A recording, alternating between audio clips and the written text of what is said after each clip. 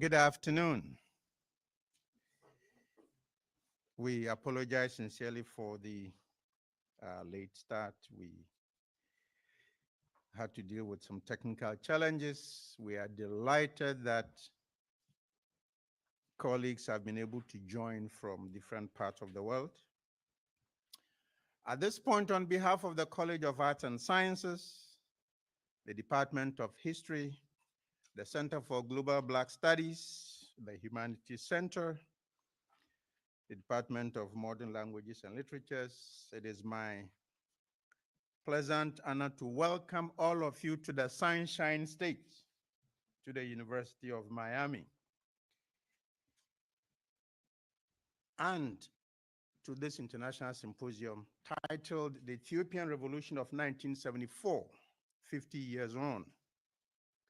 We wanted to interrogate this important topic in a time frame that is closer to the actual date of the revolution. And that is why we selected this particular date. So we welcome you from the US, from Europe, Norway, Switzerland, from Ethiopia, from Cambodia, from Kenya, and the colleagues from Ghana and other places to this important event. We hope that it will be a time of intellectual engagement, intellectual debates. We are mindful of the significance of the event and the importance of the issues involved here. We are also mindful of the aspirations and the quiet aspirations that still animate and engage people striving for what the US prefers to call a more perfect union, and I'm using that in a very loose sense. So welcome to this event, and at this point, I would like to invite Dr. Gebisa to take his seat and moderate the first session.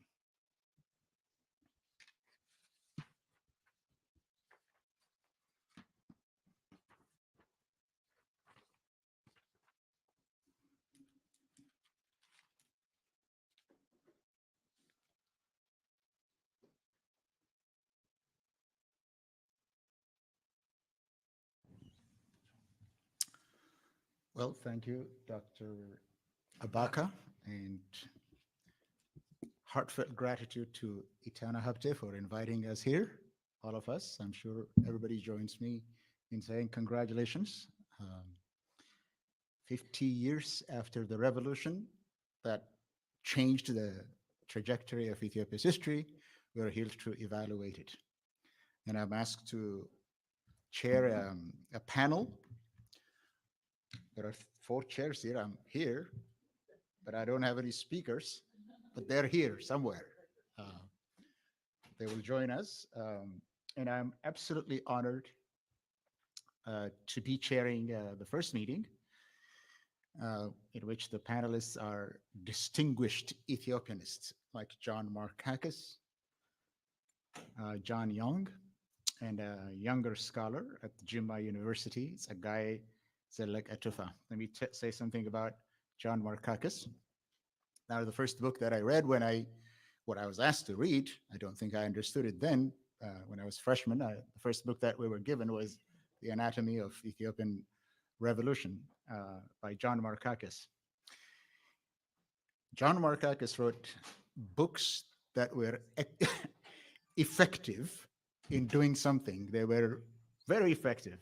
In 1974, he published the Ethiopia Anatomy of Traditional Polity, 74. A year later, that traditional polity was no more. Then he wrote another book in 1987, National and Class Conflict in the Horn of Africa. It was not particularly on Ethiopia, but it was on the Horn of Africa. 2 years later, there was an attempted coup d'etat by Ethiopian military generals, and the Derg government never recovered from that jolt. Then he wrote another book, Ethiopia, The Last Two Frontiers, in 2011. A year later, Meles Zenawi was dead. I don't know if he times the publication of the book or the book has a tangible effect in removing governments, but he has this knack for really timing his publication. I don't know if he's going to write another book right now. Maybe we need you. John Young, he is an independent researcher. He's also a prolific writer. His first book is Peasant Revolution in Ethiopia, Tigray People's Liberation Front from 1975 to 1991, and then he's been writing on peace processes, the fate of the Sudan and South Sudan's civil war. He's also writing another book entitled Failures of Democracy in the Global South, case studies from Africa. And I hope that the case studies would, some other books on the failure of democracy everywhere, not just the Global South. I'm happy to chair this meeting, and of course, last and but not the least, the younger scholar from a guy from Jimma University, is an assistant professor at Jimma University, where he teaches graduate and undergraduate courses in Ethiopia. Everyone else, hold your clapping in order to participating, but they have each one of them has 20 minutes to go. I will just intervene at the end of the each presentation to simply remind them that their time is over. So, John Markakis, maybe let's hear from you if you have another book.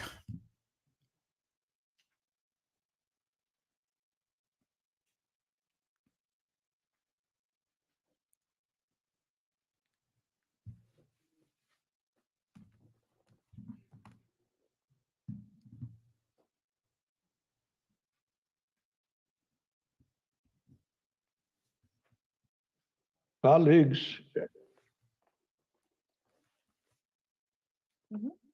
dear participants, colleagues, and friends, I send you affectionate greetings, especially to Ezekiel, who chairs this session, and my regrets for not being able to greet you in person, but my age rules out travel to distant places. I had the opportunity to meet with you in person on similar occasions in the past and discuss the affairs of Ethiopia, the country we all love. And I treasure the opportunity to meet with you again to renew the discussion. All of you are quite familiar with the topic, some of you more so than myself. And I will take advantage of this to present my argument in a shorthand fashion, avoiding description and focusing on analysis of what I believe are the root causes for Ethiopia's chronic political instability. To stay within the limitations of the allotted time, my presentation will be schematic and lacking in nuance, and I hope you'll bear with me. To begin with, I introduce the main two sectors of the Ethiopian society and the roles history has assigned them. The first is a very small urban sector. At that time, when they were beginning, it was 9% of the total population. Now is 20% of the total, which is dominated by intellectuals who were educated at home in the Western fashion, employed by the state, and enjoying control of the nation's resources and the freedom to use them as they will. The other sector is a massive rural sector. At that time, 80% of the population, and now 77% of a population which measures 120 million at present. This rural sector produces the food that the country needs, though it is never enough given runaway population growth and a stagnant production center. When I say rural sector and rural production, I don't mean only the tillers of the land, but all the other supporting activities that need to bring the food to the market. My presentation focuses on the relationship between these two sectors over the years because more than anything else, it shaped the course of the country's history. In a country where peasant subsistence agriculture is the dominant sector of the economy, and the peasantry forms the overwhelming majority of the population, land ownership is a major political as well as economic factor because it entails control over the peasantry. Thus far, no regime in Ethiopia has denied itself this power. The possession and use of land is the link between the issues of food insecurity and national disunity. Hardly any conflict in the past, and scarcely any at present, do not involve this issue.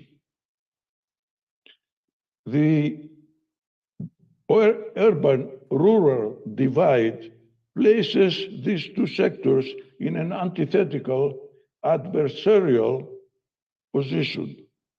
Determined to resolve the fundamental problems confronting Ethiopia, the intellectuals have the active role as they seek to modernize the rural sector in great haste.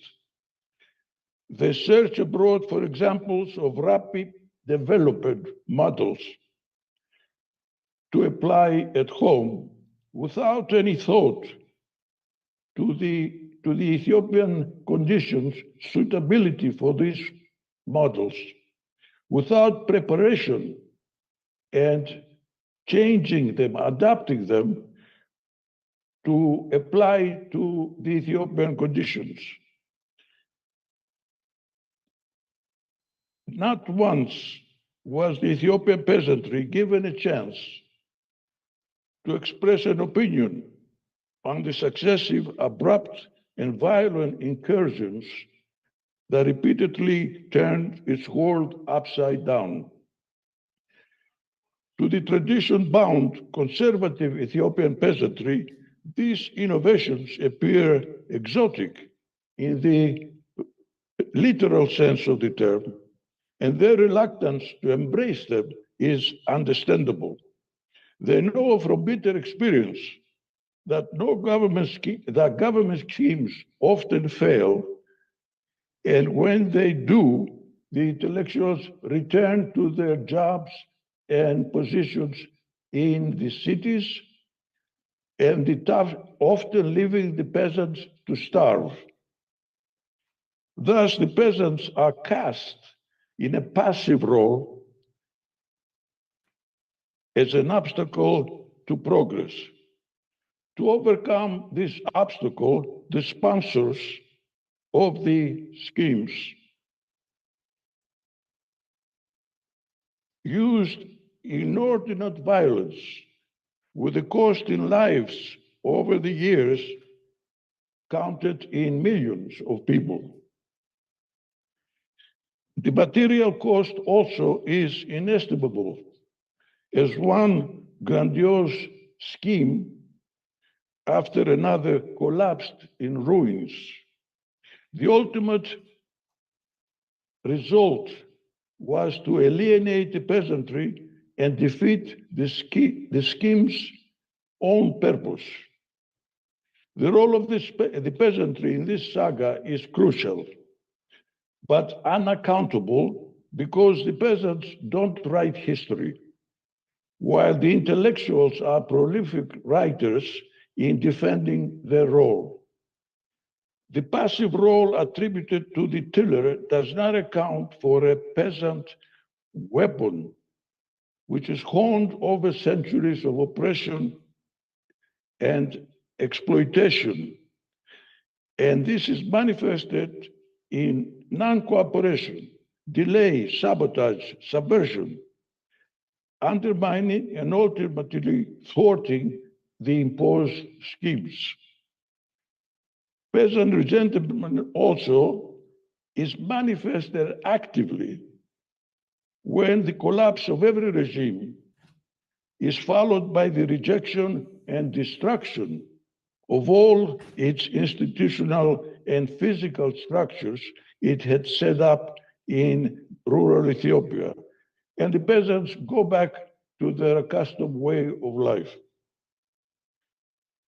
What has this all to do with the revolution of 1974? Undoubtedly the most significant event in Ethiopia's modern political history.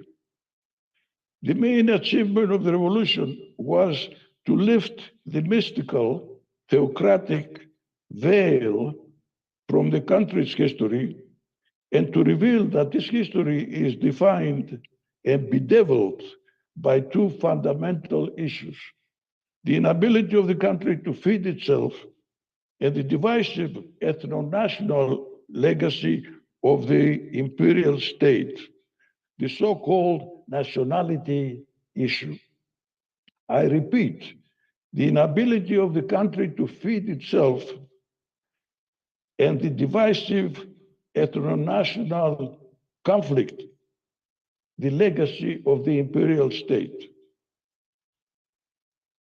In fact, both these issues were raised a decade before the revolution itself, in the 1960s, when the student movement that was then emerging launched the Land to the Tiller campaign and also denounced the Amharization assimilation policy of the imperial regime.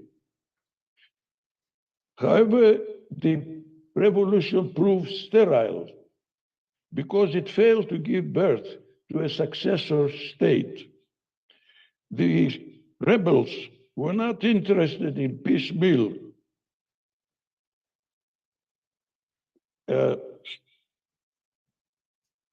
time-consuming reforms.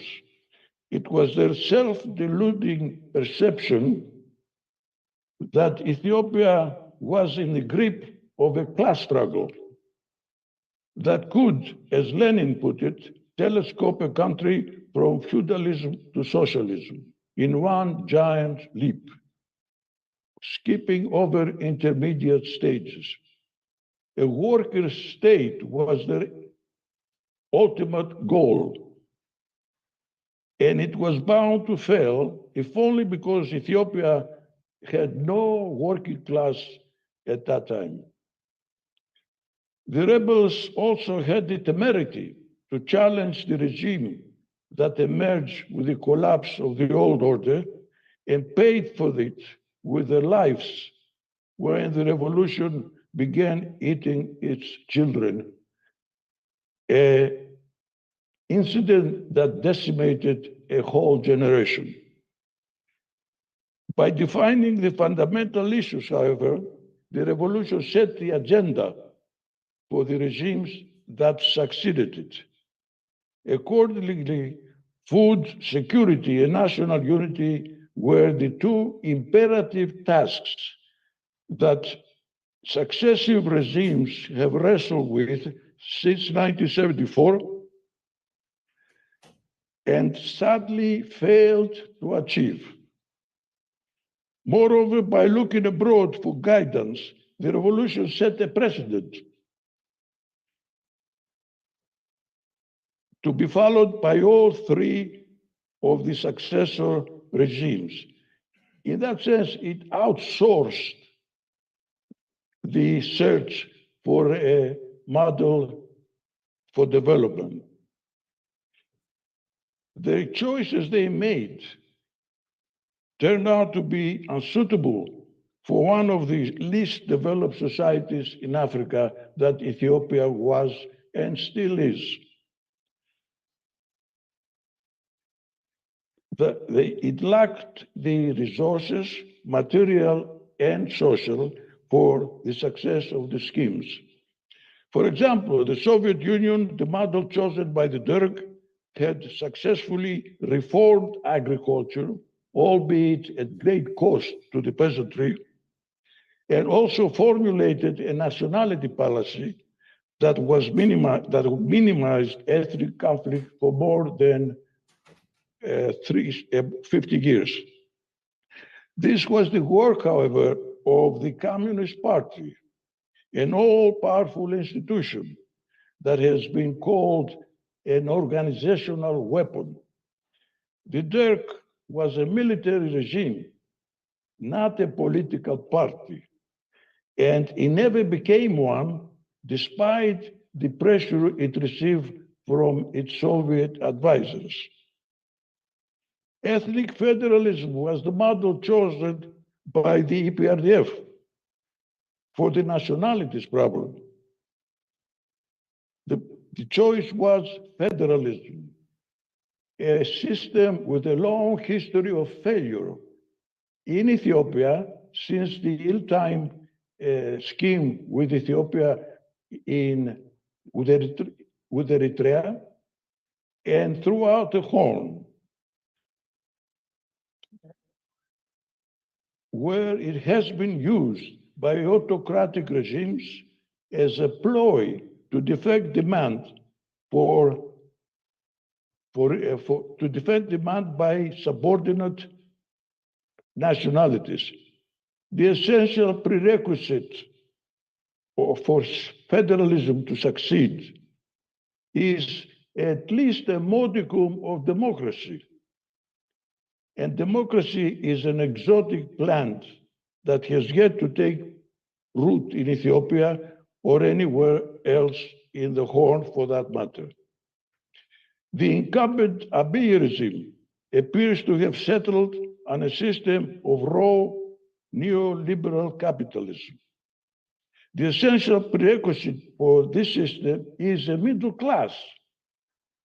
However, the Ethiopian middle class has been scattered abroad by the storm of persisting conflict.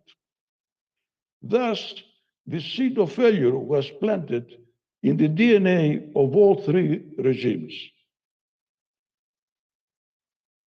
Both self-described socialist regimes confronted the issue of food insecurity and ethnic conflict head-on, and not without some success, as they recognized the existence of ethnic diversity, encouraged its practice, and finally gave it legal standing as part of the Ethiopian plural national identity. This story is known well. It is the issue of food security, where tremendous effort was made for little gain, that I want to focus on. That, of course, concerns each regime's relationship with the peasantry. To start with the Derg, the land reform was a truly revolutionary act because it dismantled the economic base of the imperial regime, making counter-revolution impossible. It nationalized land, but did not give them ownership. This proved to be a serious flaw because it allowed the regime to interfere with the management of the land, choosing a crude imitation of the Soviet collective system, though Ethiopia lacked the managerial and material resources that system required. Excuse me.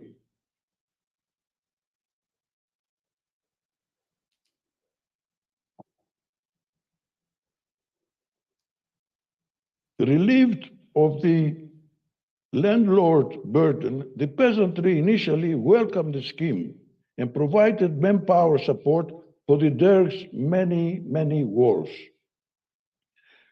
This support began to wane when the regime sought to transfer the peasant surplus to finance ambitious schemes elsewhere. The result ultimately was a fall in food production, and the regime resorted to a series of ill-thought, ill-prepared actions: population relocation, reforestation, villagization, etc. All this did not solve the problem of food security,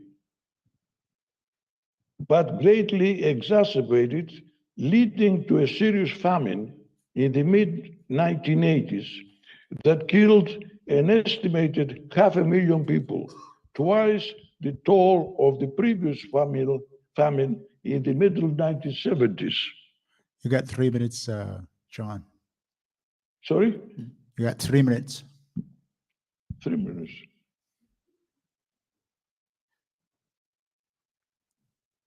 I will skip the story that are well known, and miss also the story of the EPRDF,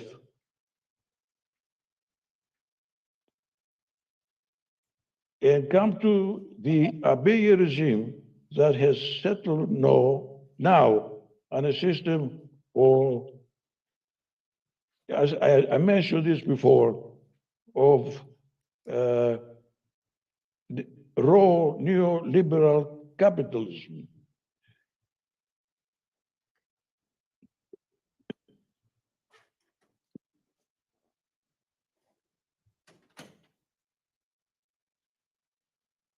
No, these are the old ones.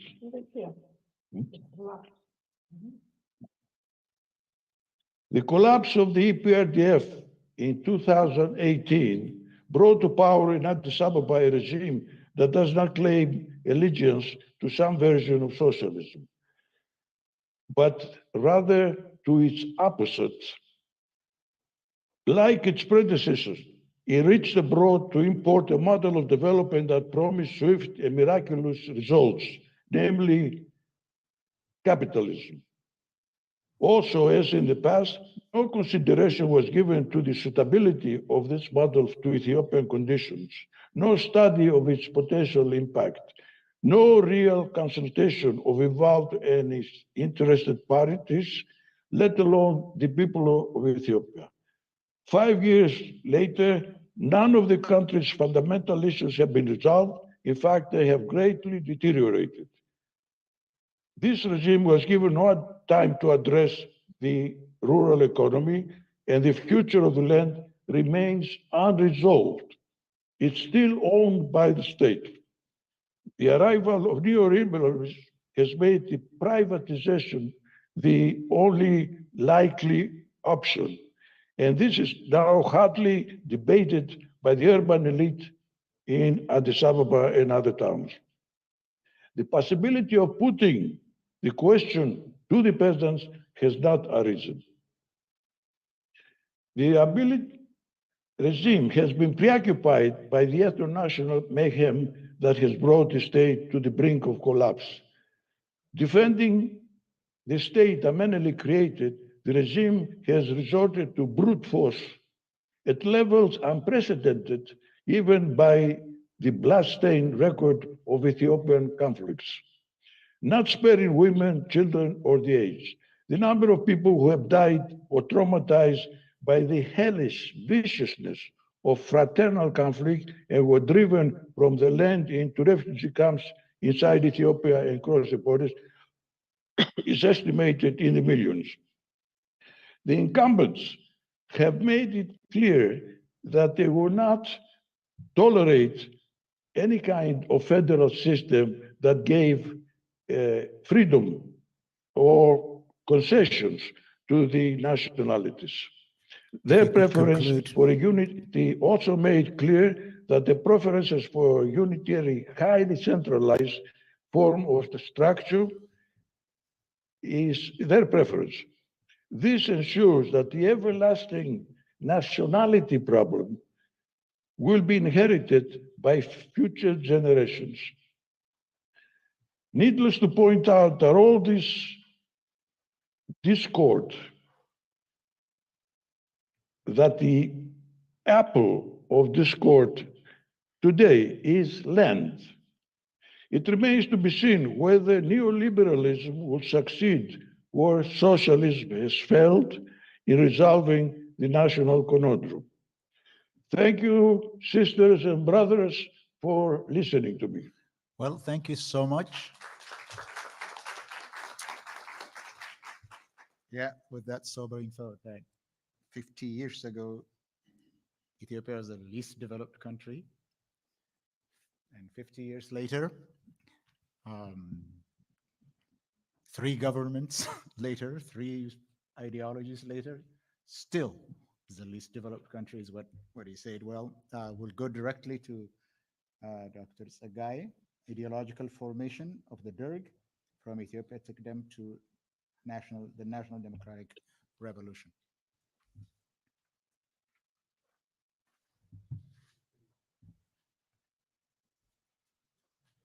Who's speaking?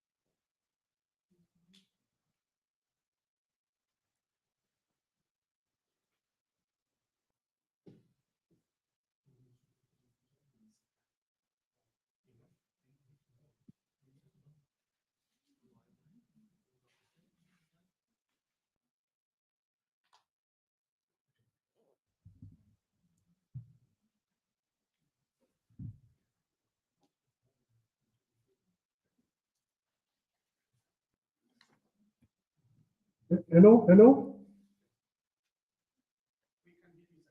hello. We can hear you, but we can't see you. Yeah. Hello. Yeah, we can Hello, see you. Professor Go Steph. ahead. Can you hear us? I think the screen has been disabled. I do have a PowerPoint. I have to share my PowerPoint. It says the host has disabled participant screen sharing. Please, can you help me?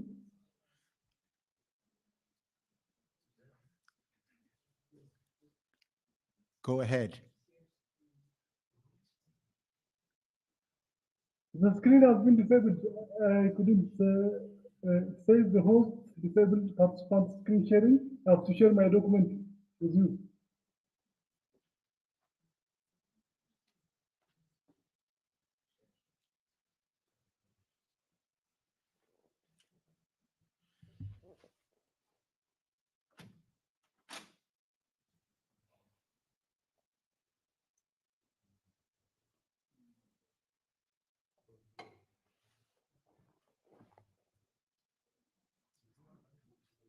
Go to the same place and share it.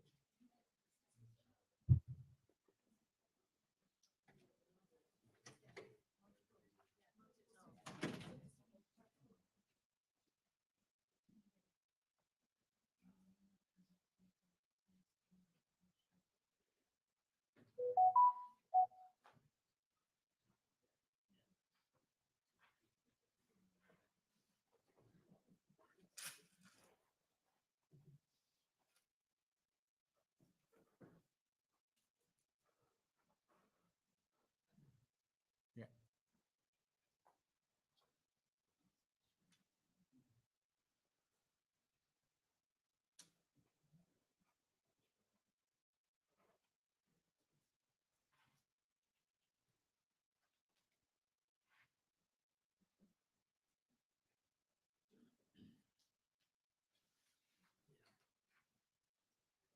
Can we go to the Hello, next hello, one? hello.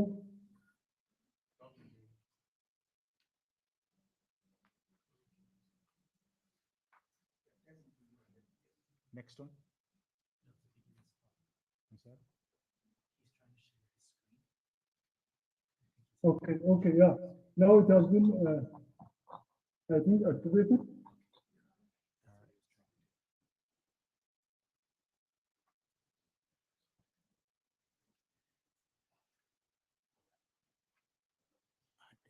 Okay, thank you very much. Can you hear me? Yes. Professor Steph? Can you hear me? Yeah. Okay, can hear first you. of Go to all, I the would like first to one. thank the International Symposium Coordinating Committee in general, especially Dr. Ethiopian Abaka and Dr. Tanate for, I think, allowing me to present this paper. I'm very much honored and privileged for getting this opportunity. I would have been very much happy if I could come to Miami and present this paper in person, but I couldn't do so. The reasons beyond my control. I would also like to thank the chair of the session, Professor Coral Gables. I'm also very much honored and privileged to present the paper along with the gurus of the history of Ethiopia and the culture, as well as the history and the culture of Ethiopia, especially along with Professor John Barkaki and I think so young, whom I've been appreciating since my undergraduate days at our university. Therefore, presenting the paper of the Professor McArthur is very much difficult, and actually the audience should keep this in mind. My paper is titled The Ideological Formation of the Rebels from Ethiopia Kingdom to the National Democratic Revolution. I've started by defining the term ideology. I think the term ideology is seemingly a buzzword, but it's often misapprehended and vaguely defined. For instance, it was upon a time entailed the study of ideas, Dr. but Sagai, according to Oxford Dictionary, it is Dr. a phase of Sagai, beliefs, especially wanted by participants, particularly that the way people behave. Scholars also defined the term ideology very well. Bolso, who was one of the authorities on the history of the French Revolution, defined the term ideology in such a way. I think I don't have time. I have to rush. In the paper, we argue that ideology played a minimal role in galvanizing the revolutionary process that opposed Imperial Selasi's regime during and on the eve of the eruption of the Ethiopian Revolution. In this regard, for instance, one scholar, I think,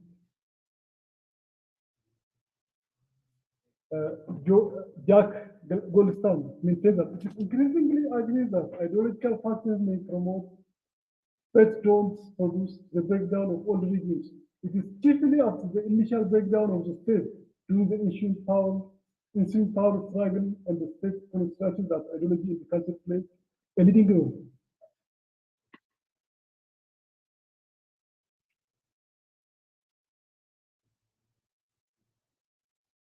Therefore, I think the Ethiopian military initially adopted, I think, Marxism was initially adopted by the Ethiopian students. This ideology finally shaped the trajectory of the Ethiopian revolution. However, it is perplexing that the socialist revolution in Ethiopia was executed not by radical students, rather by the ideological and the socialist during military options ACA, the DERG, which is often said hijacked the Ethiopian revolution. Therefore, the military officers at the outset were neither radical reformers nor revolutionary.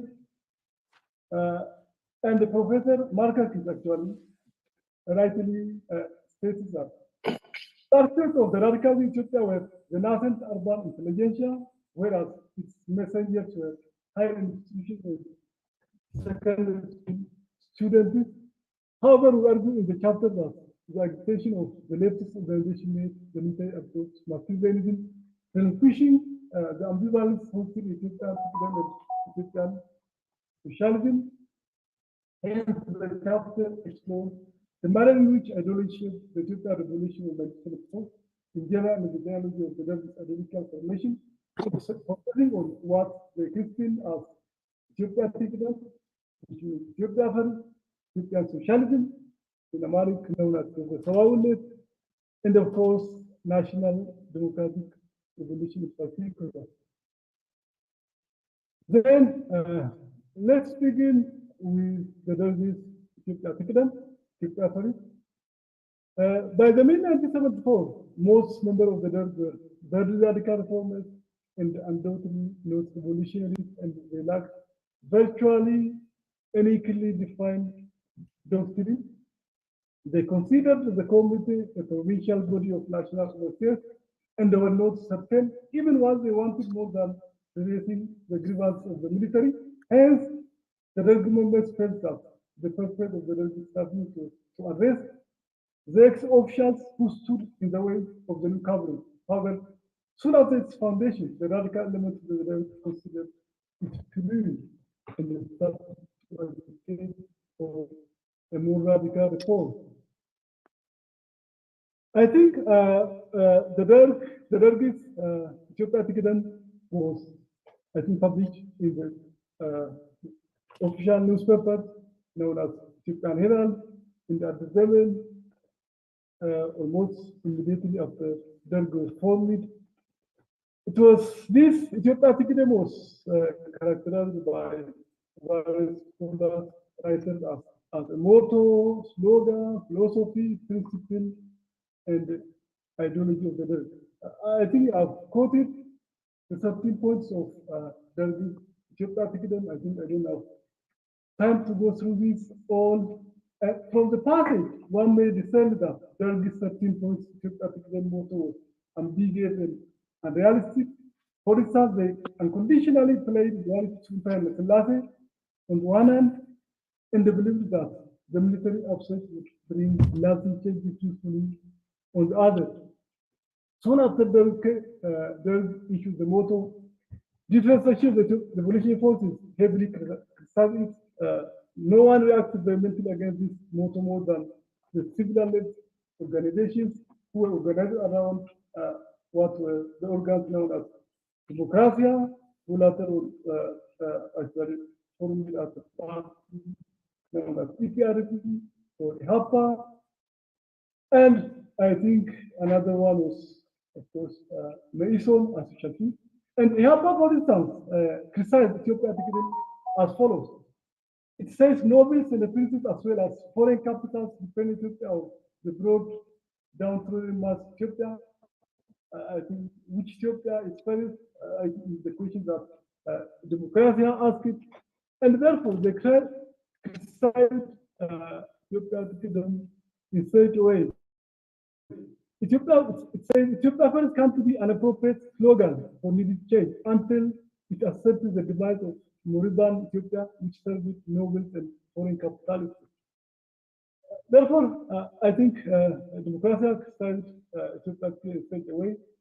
Yet the organ of Mason or Ethiopia social movement also actually they criticized the dervish Ethiopia Article, and it says that contained the brief Ethiopia Article without a dervish program was futile, was out Ethiopia Article. Therefore, it seems that until the last few days of August, the military officers didn't have a clear idea on this issue concerning the monarchy actually, what to do with the Selassie. Even the declaration that was promulgated following the Selassie on September 12th, the Provincial Military Administrative Council presented the monarch and offered the crown to the eldest son of Internet Selassie, actually as person. Similarly, Nagari Gazeta, Proclamation number 1 and 74, and it concludes that the crown prince married as large as person shall be. Ethiopia's, I think, constitutional monarch. Therefore, I think in such a way that the agreements have communicated actually stand pertaining to the imperial initially.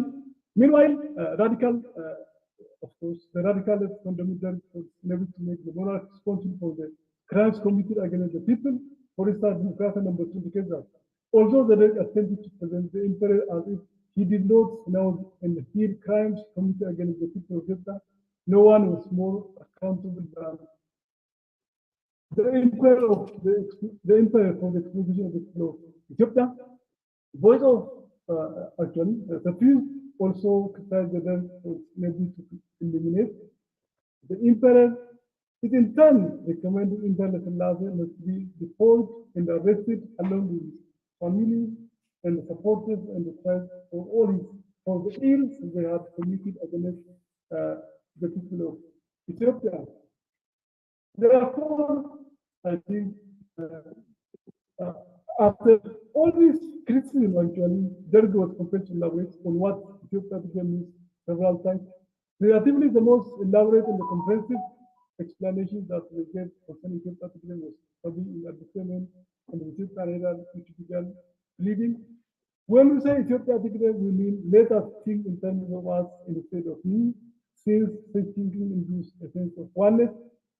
It's further indicated when we say Ethiopia, we mean that the interest of the many must be given precedence over the interest of the few. Therefore, in such a way, they try to actually further define Ethiopia. I think, therefore, I think differentiation of contributors then actually even the Ethiopia Herald and the Ethiopia first effect and after the conclusion of the motto maintained to call this idea Ethiopia and misleading. It is a statement devoid of the dynamism which an ideology is supposed to have. Even actually contribute to the Ethiopian Herald criticized that this Ethiopia apparently the concept of Ethiopia seems to have not been clearly service. No doubt, there is persistent elaboration. Notice on it that they were inconsistent in the full of confusion and rather consisted of ethical propaganda. The only thing one can discern from elaboration in the notice is that its authors were people filled with patriotic feelings as undergraduate, one of the members of the Mason, feeling elaborated. These are that's made the summer execution of November 1974 changed drastically the image of the Ethiopian Revolution from that of the skillful and the peaceful reform to that of bloody massacre. This episode was the first sign which indicated that radicals in the military junta were gaining ascendancy. Additional signals were shortly to follow, namely on December 29, 1974, less than a month after the inhuman executions of November 1974, the Federal continued the proclamation saying that Ethiopia's freedom was explicit commitment to the survival or Ethiopian You have socialism. 3 minutes. Dr. Thank you. Zagai, you have 3 minutes. Therefore, I think the second, philosophy of the Dergos was known as, I think, Ethiopian socialism or the Bresabawinet. I think the Derg also tried to, I think, justify the Bresabawinet, what Ethiopian socialism or Swanet, for instance, says the Derg is close. First, having the order, it is necessary to show that what political and social order takes place. Second, even an individual, let alone a company, ought to know the direction of journey. It's not enough to say that Ethiopia will henceforth embark upon the avenue of progress. It is essential to think one state said there must be a political process which springs from the aspirations of the people and which is capable of bringing them under the national goal. I think, therefore, it was the second philosophy as to the origin of actually this philosophy. There have been debated. I think it has been very well discussed in the paper, in the chapter. Some say it was based on Ethiopian culture, like double digging and so on, and others say that perhaps the military junta or the Derg were actually influenced by other thinkers like Mwalimu Julius Nyerere of Tanzania, from which actually from the Tanzania Sujama and so on. And I think it has been very well elaborated at rush. I don't have time. Therefore, it was the second actually ideology of reading the Derg. And finally, actually, the third one is the formation of the National Democratic Revolution and its aftermath. I think it was promulgated almost in 1976, in April 1976. After this, the Derg officially adopted scientific socialism as official guiding principle. This has been very well elaborated in the official newspapers, which have been used extensively in my paper. I think probably in this regard, the civil left organizations, especially Mason, seems to have been played an important role in the some even say that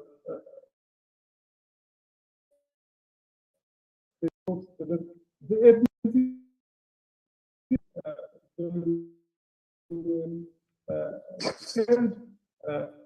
in the paper. I think to conclude, there is ideological stance to its foundation that even as it assumed power, toppling the ancient regime was difficult to constitute.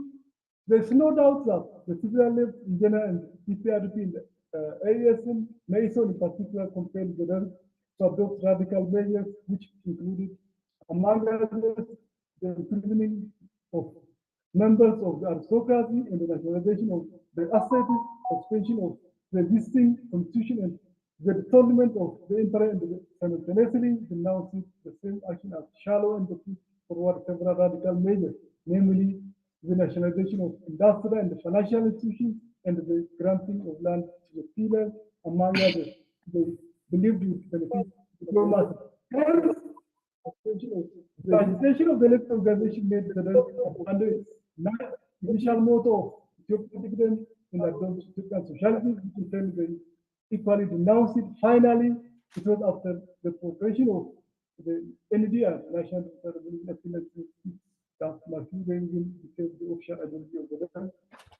This promulgation therefore paved the way for the beginning of Ethiopia's strong relation with Soviet Russia as a source of the West, Vienna, and the Union in particular, which in the previous decades. Thank you so much.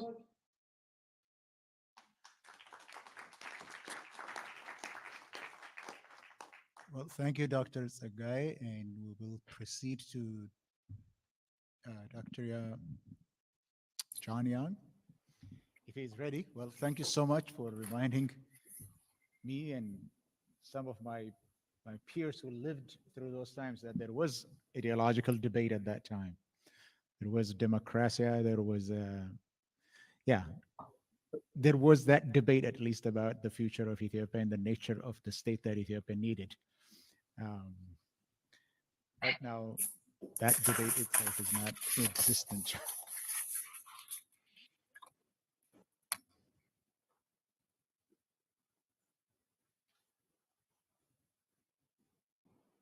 If you're ready, Dr. Young. Yeah, I'm ready if you can hear me. Yes, we can hear you.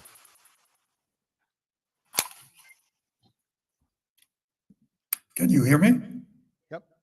Ethiopia and the revolution in the revolution. That reminds that of Regis Debris.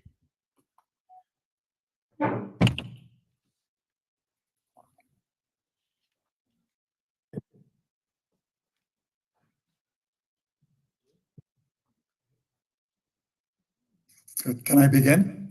Yes, go ahead, please.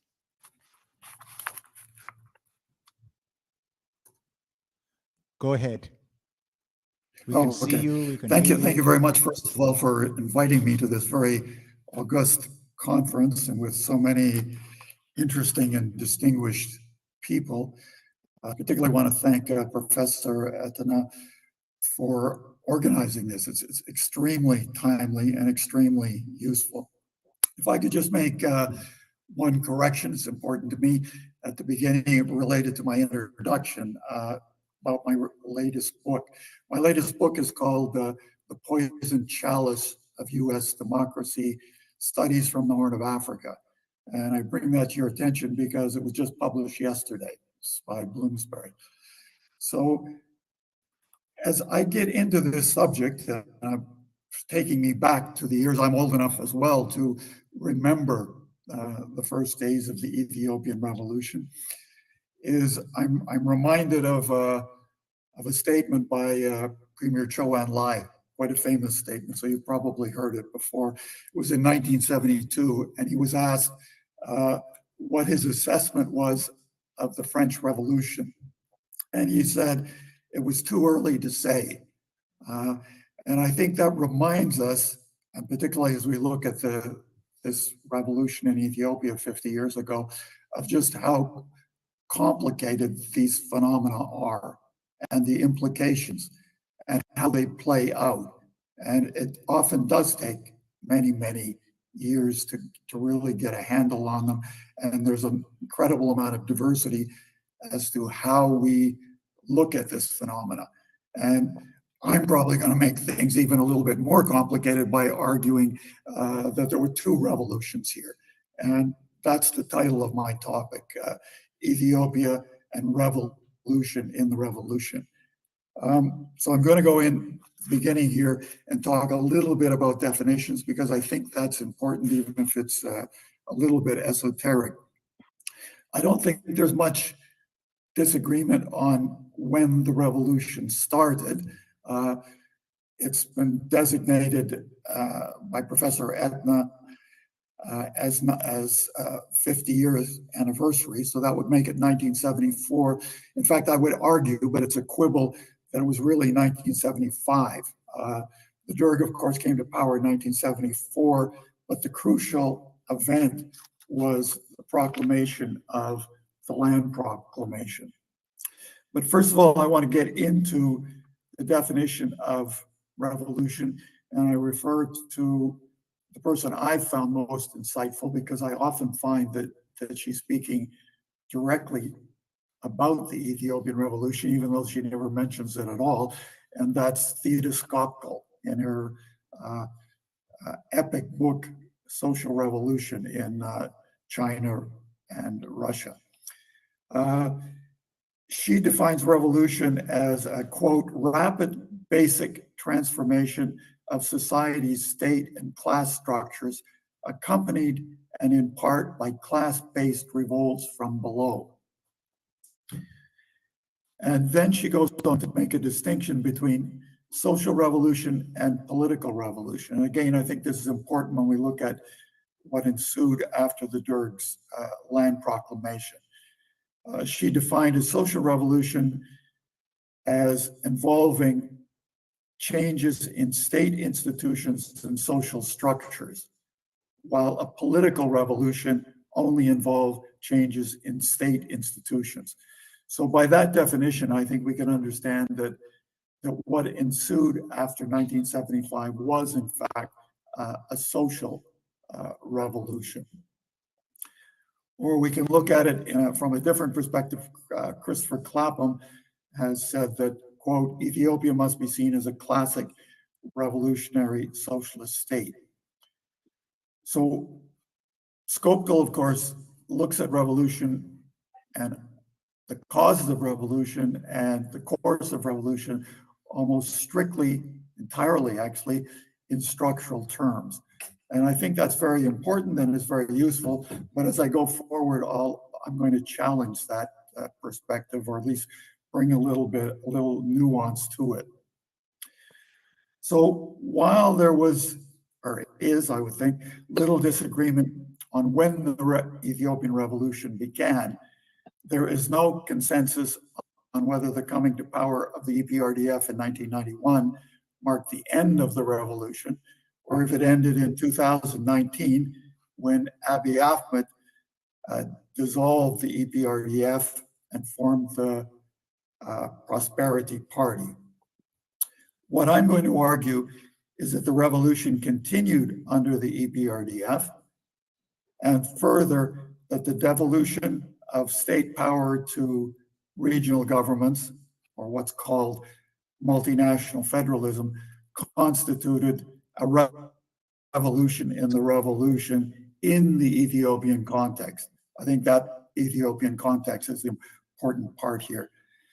So, however, multinational federalism was, I will argue, undermined by Melis's internal coup of 2001, after which he, as a dictator, began to re-centralize power and marginalize regional leaders, while his pursuit of the developmental state empowered the central state at the expense of the region. So to make this argument, I think I have to demonstrate two things, which I'll try to do here.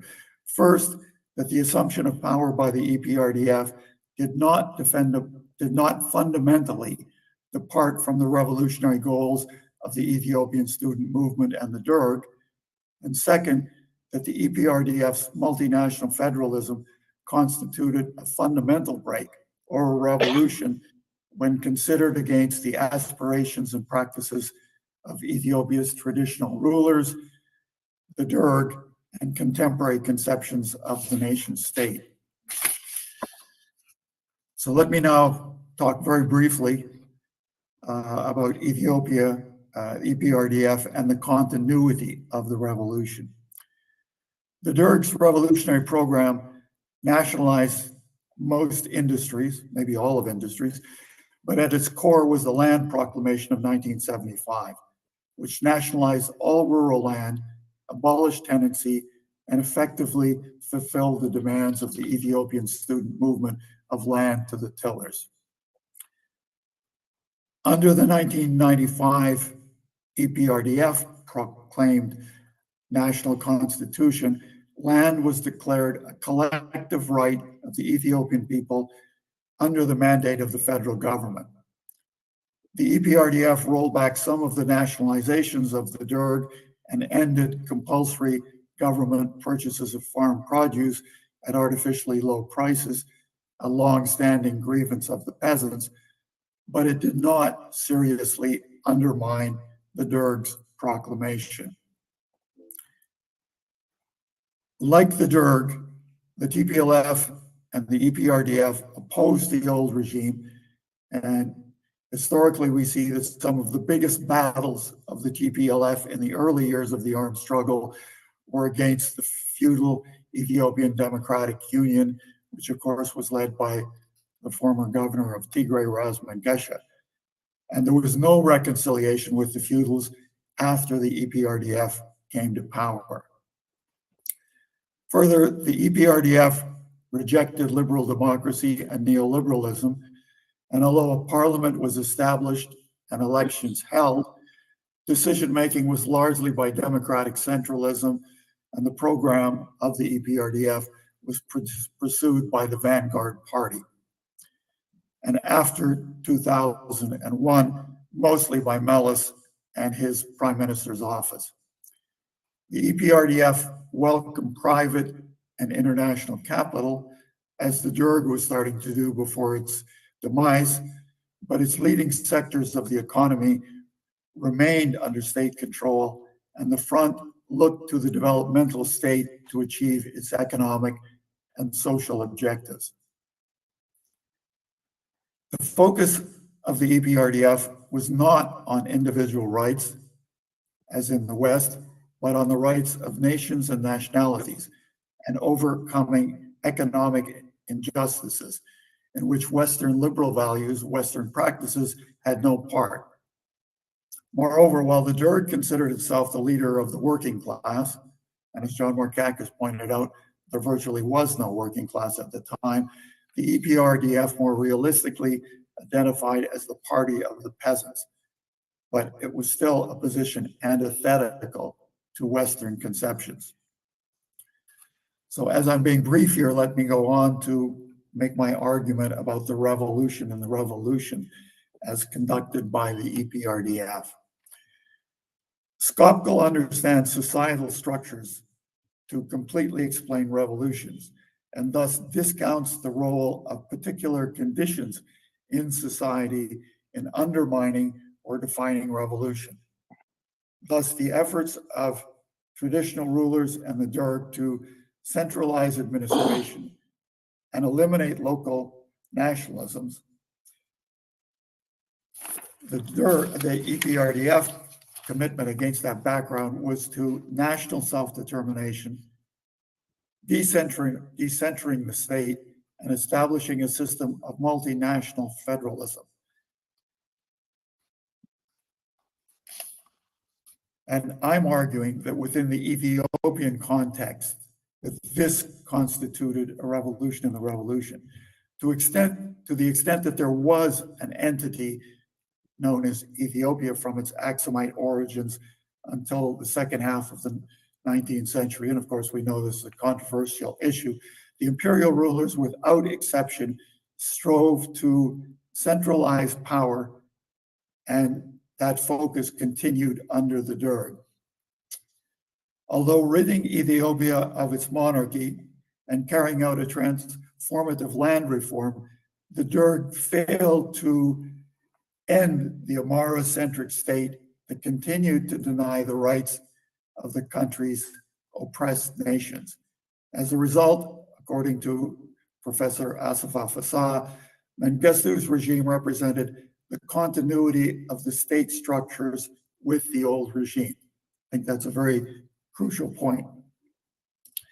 It is against this background that the significance of the commitment of the TPLF and EPRDF to the self-determination of Ethiopia's oppressed nations stands out. This commitment had its roots in the Ethiopian student movement, which held that Ethiopia constituted a, quote, prison of nationalities, unquote, a phrase borrowed from the Bolsheviks who used it to describe the Tsarist regime. The EPRDF system of multinational federalism was in fact shaped very significantly by Stalin's critical book, Marxism and the National Question, even if, unlike the Bolsheviks, it did not aspire to socialism. One only has to listen to EPRDF critics over many years to appreciate how radical they, at least, considered the Front's multinational federalism and their anger at the Front's claims that Ethiopia's ancient origins were, in fact, mythical. This is not to deny the detractors who held that multinational federalism was merely a means to ensure TPLF or Tigrayan hegemony, and concerns by the OLF that decentering the state would not go far enough to realize Oromo national aspirations. But the dominant critique was that the EPRDF multinational federalism was so extreme that it would bring about the dissolution of the country. This was a constant theme from the very early days until relatively recently. Critics were particularly upset with Clause 39 of the Ethiopian Constitution, which stated, quote, that every nation, nationality, and people in Ethiopia have the unconditional right to self-determination, including the right to succession. Of course, another phrase borrowed directly from the Bolshevik Soviet Constitution, which again suggests its radical character or revolutionary character. Likewise, the EPLF and later the PFDJ were almost hysterically opposed to the EPRDF's multinational federalism. And that opposition continued to the present. And it almost certainly figured in the war in 1998 to 2000 between Ethiopia and Eritrea, and it almost certainly figured in the reasoning as to why Isaias got involved with Abiy in the most recent war. The EPRDF's espousal of multinational federalism in Africa was a complete failure, with African leaders viewing it as far too radical and a threat to the existence of their states. And lastly, most intellectuals, both in Ethiopia and abroad, rejected the EPRDF's multinational federalism. My intent here is neither to defend nor attack multinational federalism, but only to demonstrate its revolutionary character, its break from Ethiopia's past, and to contend that it constituted a revolution within the revolution. So let me now turn to Meles and the decline of multinational federalism. Again, referring to Skopje, she almost entirely discounts the role of individuals in revolution. That would seem true in understanding the outbreak of the revolution, and Meles only had a very minor role in the TPLF and EPRDF espousal of national self-determination and decentering the state. But he played an outsized role in both the implementation of multinational federalism and the marginalization of regional authorities after what amounted to his 2001 internal coup. Also critical to the weakening of the multinational federalism was his pursuit of the developmental state, both of which served to undermine what I have called Ethiopia, the EPRDF's revolution within the revolution. It is far too complicated to consider here the causes of the 2001 crisis within the EPRDF leadership. What I want to look at is only Meles's response and how that created a Meles dictatorship and the weakening of the multinational federalism. Because of the opposition he faced in the TPLF and even more broadly in the EPRDF over his leadership in the Ethio-Eritrean War, Meles turned to the Amhara National Democratic Movement to defeat the dissidents, an alliance that undermined the front's long-standing opposition to Amhara chauvinism. Meles then dismissed Dr. Negasso Gidado, president of Ethiopia and a senior official in the OPDO, as well as dismissing the presidents of Oromia, and the southern region, which along with the dismissal of the president of Tigray amounted to the dismissal of 3 of the 4 EPRDF regional leaders. Meles then You got 3 imprisoned minutes, the defense John. minister, 3 minutes. placed the army, I think I'm just about finished, placed the army chief of staff under house arrest, and made clear to the security organs that they must be loyal to him personally. Meles then carried out a massive purge of the EPRDF under the guise of an anti-corruption campaign. So Meles eliminated all real and potential enemies, ended the long-standing tradition of the TPLF of collegial decision-making, and in particular, with relevance to this report or this study, he made clear to the regional administrators that they had to be politically loyal to him. Meles also, through his pursuit of the developmental state, undermined the authority of the regional states and empowered the center. The developmental state proved very effective in producing high growth rates, but the particular way that he pursued it was extremely detrimental to multinational federalism. And again, I'm going to quote Asifa Fasaha, that the focus on the centrally designed state-led development compromised the authority of the regions in a context of growing ethno-nationalism. Okay, let me just make a very brief conclusion.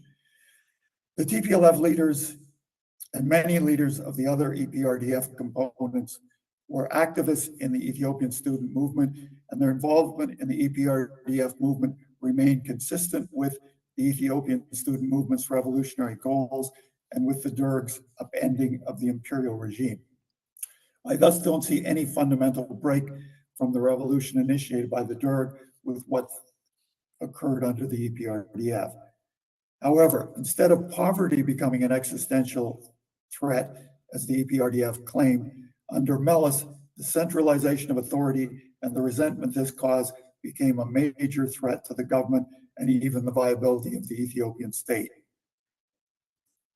Meles was sufficiently powerful that the crisis did not explode under his watch, but it proved beyond the ability of his hapless successor, Haile Mariam Desalegn, who handed over power to Abiy Ahmed. Abiy Ahmed not only opposes multinational federalism and is endeavoring to centralize the state, but also supports neoliberalism, is privatizing the economy, and as a result, both the original Ethiopian Revolution and the EPRDF's revolution within the revolution can be considered over. Thank you very much.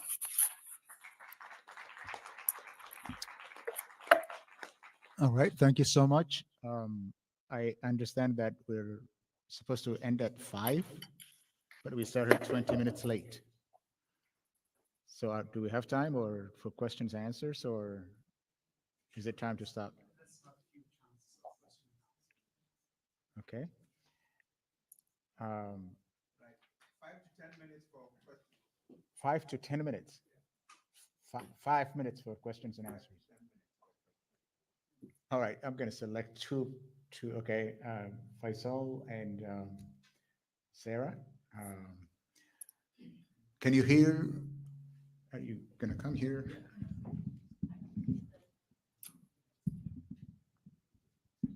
I hope John hears me. It's I've Yeah, just I can hear been you. listening to him with some sort of mental gymnastics while he's going through a length to justify that the EPRDF revolution was per se a revolution.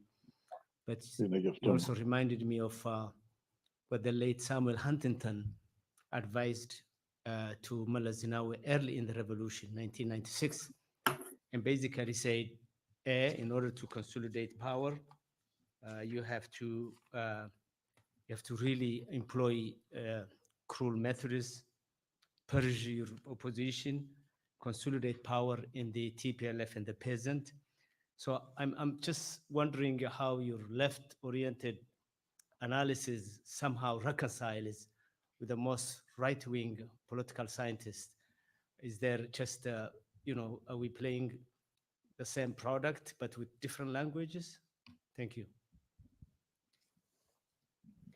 Can I answer that or respond? Just one, I'll ask the questions, and then you will answer the question once we have all the questions. Sarah? Iskil, thank you very much. This was a really great panel. I had, if I can, two. One is to ask John to fill in the bit that he missed about the attitude of EPRDF on food security, because I think that's really important. It's something which I certainly see as a relatively successful area of EPRDF policymaking in comparison with what came before and what comes after. But with John Young, I really profoundly disagree with you about your periodization. I think there's much more continuity between 1991 up until the death of Meles than there is with this rupture at 2001. And in particular, I wanted you to justify a little bit more clearly your claim that EPRDF turned to ANDM, undermining the TPLF's response to Amhara chauvinism. I see that in very different terms, that what really undermined the EPRDF's response to Amhara chauvinism came rather later. It started to be triggered in the wake of the 2005 election and the very, very strong polling that Knightley had in the Amhara region, which no amount of brutal repression could disguise. But that really came into strong focus, in my view, after the death of Meles. And that's when you really had this kind of a very radical ethnicization of politics in Amhara, which came to the fore. So I wondered if you could say a little bit more about the periodization, but thanks very much. Yes, since this says Ethiopian Revolution 50 years on, conceptually speaking, it seems that that revolution that started in 1974 is actually continuing even today. So there is a lot of continuity rather than a revolution within a revolution. But for John Markakis, I think, yeah, this question about the successor states after the imperial government, the successor states, you have socialism, but it's unsuitable to the Ethiopian conservative reality at the time, so it failed. Then you have the multinational federalism, which should have had a modicum of democracy, but because it didn't have democracy, because the federalization was not democratized, it failed. And I think John also added about the developmentalism and the tension that developmentalism, which requires centralization, and multinational federation, which requires a decentralization, that tension is actually what brought it down. Now, the neoliberal, the raw neoliberal, no middle class, what kind of neoliberalism works without a middle class? John, can you tell us anything about that was left? We tried socialism, we tried federalism, we tried neoliberalism. Is there anything left for Ethiopia? And are you going to write another book on that one? Now, John, go ahead and John Young, sorry. Okay, there's too many Johns around here. I'm not sure if I understand my connection to Samuel Huntington. I think we have rather different political views. I don't think I was juxtaposing any kind of right-wing and left-wing kind of perspectives. I think Samuel Huntington, we know, is a theorist of development and identified with the right, and that's not my politics at all. I don't think there really is much argument, and I think the last speaker just said that there was a continuity in the revolution between the Derg and the EPRDF. There was no question about changing the social structure, of bringing back the feudals, of changing the land reform. All of those were completely in the DNA of the TPLF and the EPRDF. There wasn't any issue of that. And after the EPRDF came to power, there was no reconciliation with these people. These people were all bitter enemies.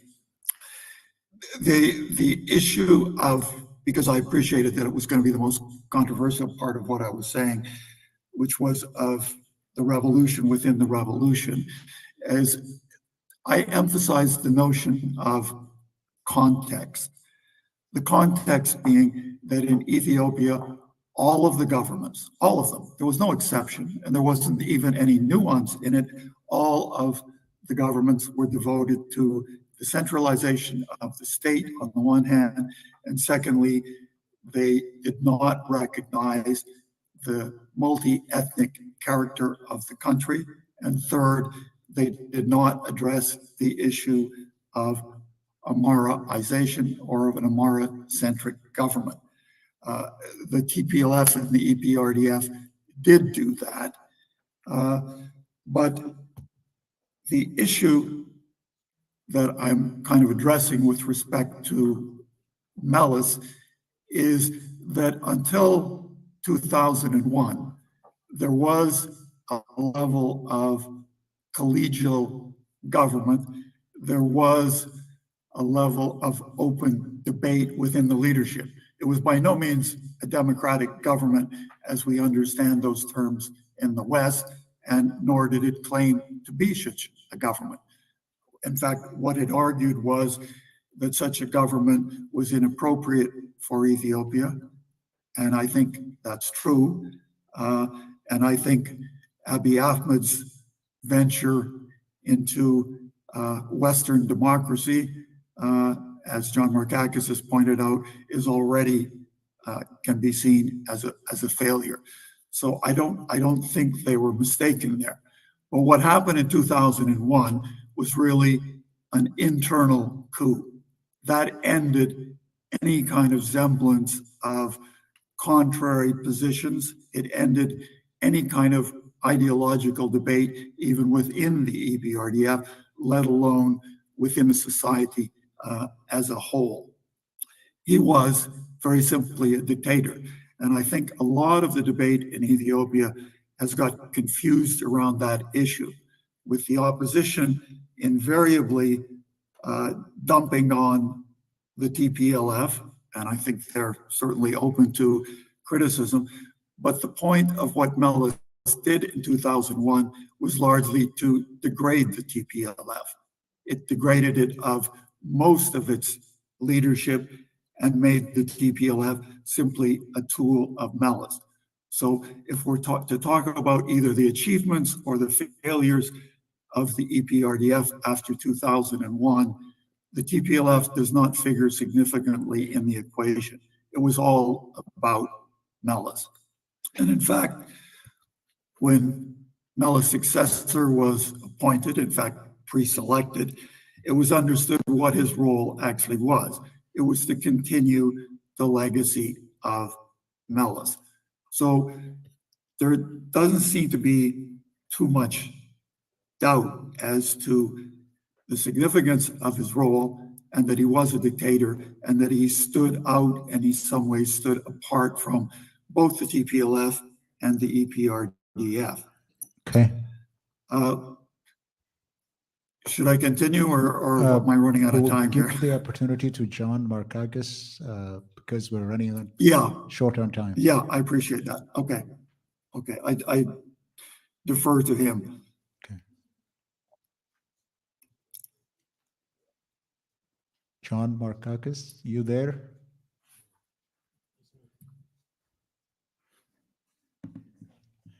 Well, yeah. I'm here. Did you hear the question? Questions? No, I did not hear it clearly, no. Oh.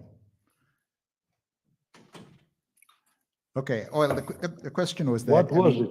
everything was tried in Ethiopia, every ideology was tried, every state building approach was tried, socialism, federalism, neoliberalism, as you call it. What would be the next option for Ethiopia's state building approach? I think what is happening here is, in a microcosm, what has happened throughout these 50 years in Ethiopia, where intellectuals were brimming over with ideas, were imposing this, they did that, they changed that, in remote distance from the real happiness in the country. What was the end of all this? It was total disaster. What is the importance of discussing this again without asking why did everything fail and nothing is left, and the country now is in worse position than it ever was? Why? What was the reason? My point was that they neglected to take into concern the largest part of the population, by far the largest part of the population, the rural sector. And the questions here and the discussion here is repeating this thing. Question does not measure the peasants. The discussion does not measure the peasant. You are talking in a microcosm of what happened over this long history, the ignoring of the largest part of the population, the failure to bring that population into any kind of scheme that was of benefit to it, the using of force to compel this population to do one thing or another. So this is the gist of what happened in Ethiopia. Now, here we discuss the intellectuals. Intellectuals are gathered here and discussing the politics of the intellectuals throughout this period. The question is, to answer is, why this total failure? All right. No one has tried to answer this question. Well, thank you so much. This is just the beginning. We are running out of time. I'm running 4 minutes over what was allotted to us. We need a peasant ideology, and the peasant approach is probably the conclusion. So thank you so much. It's an enlightening discussion. We will get back to the discussion. So thank you so much, and thank you for listening, all of you.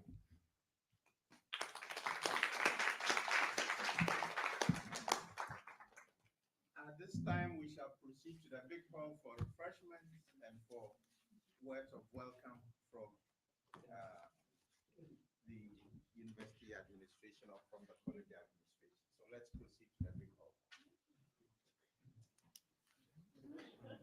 Excellent.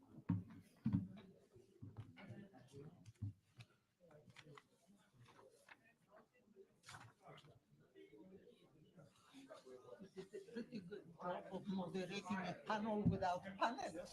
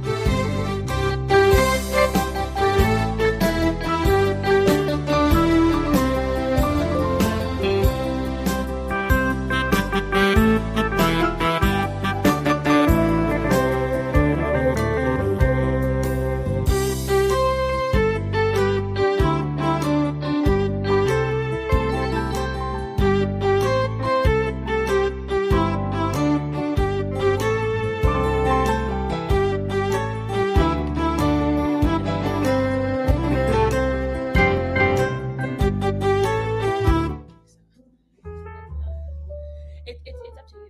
It's up to you. Well, you can stay here. Yeah. Okay. Hello, hello, hello. How's everyone doing? This is a Black conference, so we're just gonna ask again. Hello, hello, hello. Okay. Cool. We're up. This is such an honor and a pleasure to be here. My name is Professor Eziaku Atwamo Wokocha, and I'm here from the Department of Religion at the University of Miami. And what a joy is it to be here to be the moderator for the second panel, which is entitled "The Road to the Revolution and Enduring Impacts." So I hope that you all had your coffee, the live chatting. This is gonna be awesome. I know the panelists here is gonna break it down, and I can't wait for the types of Q&A that's gonna have from our wonderful esteemed panelists.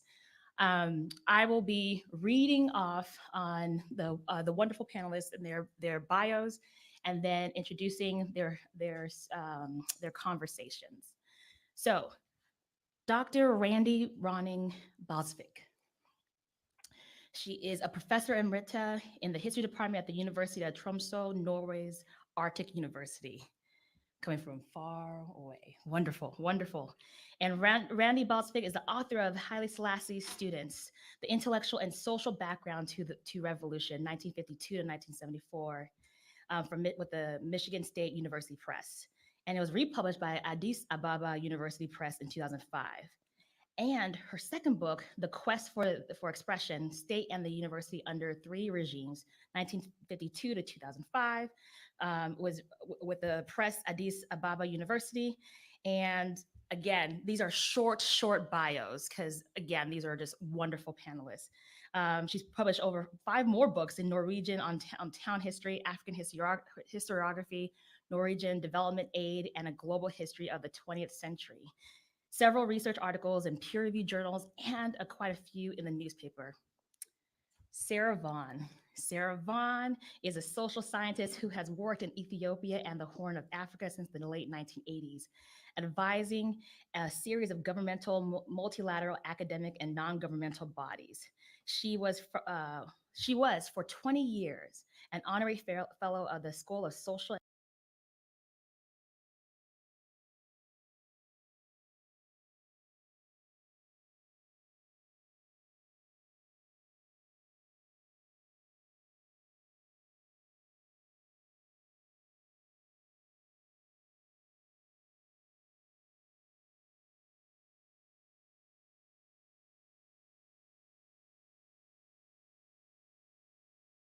just wonderful.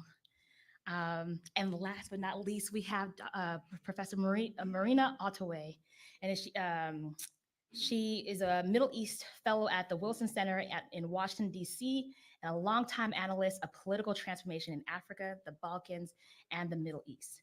She lived in Ethiopia in the early years of the revolution. Marina Ottaway is the author of 9 books and editor of 6 volumes. She is a co-author with David Ottaway of Ethiopia, Empire and Revolution, and this is through the Holmes and Myers within 1978. Before joining Wilson Center, Ottaway worked at the Carnegie Endowment for International Peace, carried out research in Africa and in the Middle East for many years, and taught at Georgetown University, the Johns Hopkins School for Advanced International Studies, the American University in Cairo, the University of Witwatersrand in South Africa, and the University of Zambia, and Addis Ababa University. Ottaway is now working on a project at the Arab Spring and Iraq. Woo! So I would love to introduce Randy, who will be giving a talk on Ethiopia's road to the 1974 revolution. You're welcome.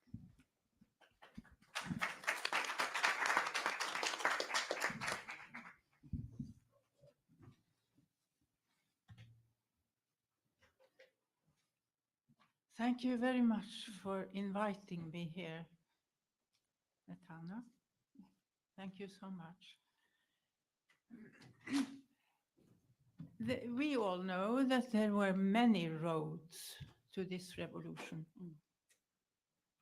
I will point at one important road, but of course, a student movement doesn't bring in itself about the revolution. But still, we may try to understand what it stood for. And I'm here to speak on the Ethiopian student movement, and I have done quite a lot of research on that movement. Also here. So it is documented a lot. Now, how did this begin?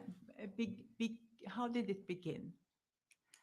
How do I know these things? How do I document? How did it all begin? More than 60 years ago, I was a teacher of Rastarge Secondary School in Asella, Arsi province. And that is really where it began. I tell you, Haile Selassie was in my classroom and he came to listen to my teaching, whether you believe it or not. He was then on a tour in Arsi, and he always went to schools, because that was his heart, really. And in this teaching, there was one question that, in a way, interested my students more than anything else. I felt it was the word democracy. What is that? What is that? And then when I got an opportunity in 1970 to get a research grant to go back to Ethiopia to do research, what was I going to research on? And then this word was very, very important to me, democracy. I thought, now there is a university in Ethiopia. And I thought, what do these people think when they get university education? Because when I was there, the 3 years in the mid-60s, I always wondered why people in high positions, even educated people, didn't seem to see the poor.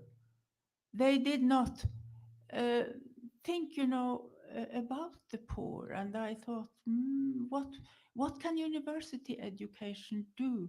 Will the students then become very happy to leave the hard life of the Ethiopian, and would they then join the elite and turn their back to the Ethiopian society from where they came? Or are they going to change their opinions or develop their opinions about their society? You know, when you should do research, you have to have a question. If you don't have a question, you can't do research. So my questions were connected to these things. So what happened then? My working was what happened to the student consciousness. That was really what I wanted to understand.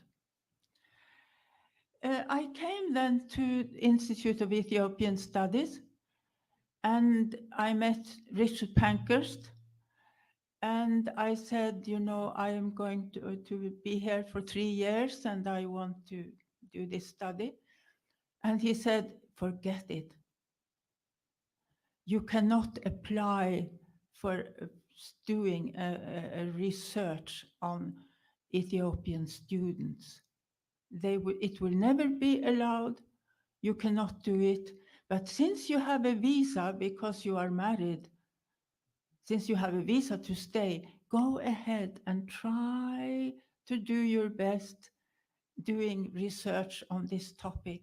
And because of Richard Pankhurst, really his encouragement, I could do this. Because I felt there was one who saw this as important. And he stayed away from me all the time. He was a careful man. He knew where he was. But still, I knew that I had his support. So also when you do research, you have to have sources, like, and any doing research, I couldn't go to archives a lot because this was another kind of research. I collected as much as I possibly could of student pamphlets and student papers, and I also got access little by little to what the Institute of Ethiopian Studies had on everything that was written by students. That took a hard time to get, but I did. And all the things I got, I had to give back after a day or two. There was no Xerox machines. There was no Xerox. So I wrote and wrote a lot of notices. What I found, I can just say I placed my findings under 3 headings. The first heading was a challenge, students challenging their authority. That was the first. Then came around 1974-75, a demand for participation. Students wanted to debate, to participate, and in the happenings of their country. And then the last stage was a purposeful confrontation with the government. They used every possible means to confront the government. Now, a few highlights of what they did try to do. The first really great highlight was from the poetry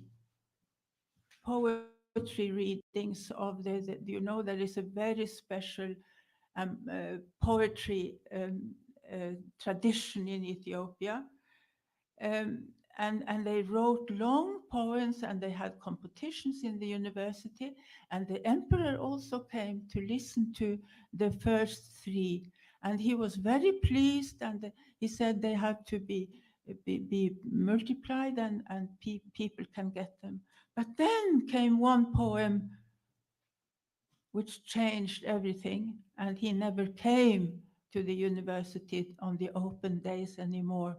And that long, long poem was Tamro Feisa's poem, The Poor Man Speaks. And in this, The Poor Man Speaks, all the social evils and ills of the poor was brought forward. And you were not supposed to have anything disagreeable in Ethiopia. Under the emperor, nothing was disagreeable. Everything was very nice under his divine rule. Then I would say, from then on and through to the revolution in 74, and after the revolution and in the later regimes of Meles Zenawi, first, of course, the Mengistu regime, and then Meles Zenawi, it is a continuous thing about the student struggle. It is a struggle of expression, a struggle of unionism. And that is a basic struggle towards democracy. And this is the kind of struggle they had all the time. There were so many things that they focused on.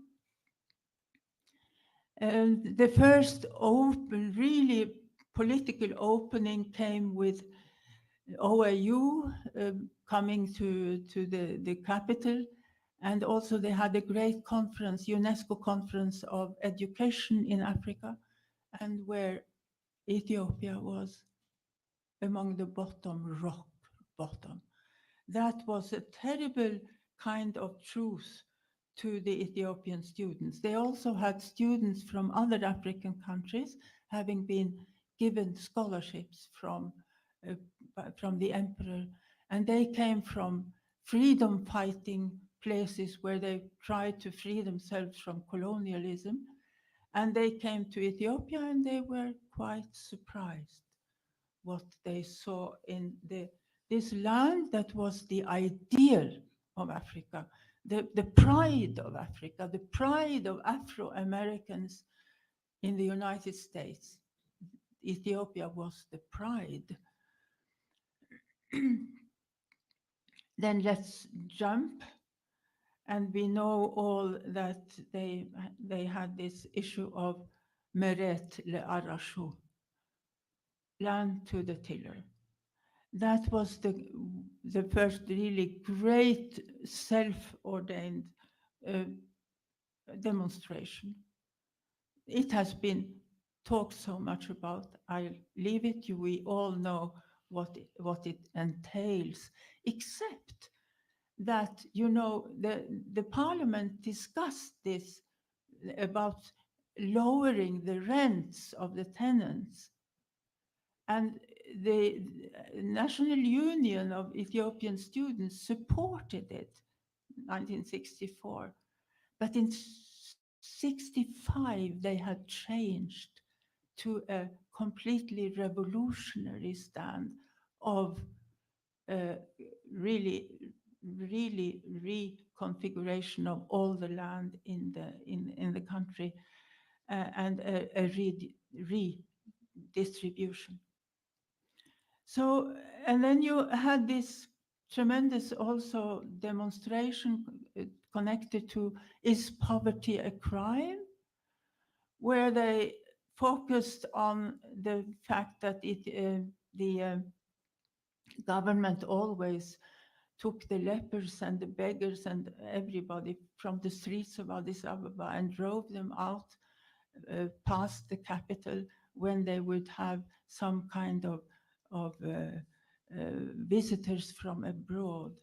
And this was a great demonstration about students protesting this and the treatment of the poor. Is poverty a crime, was it?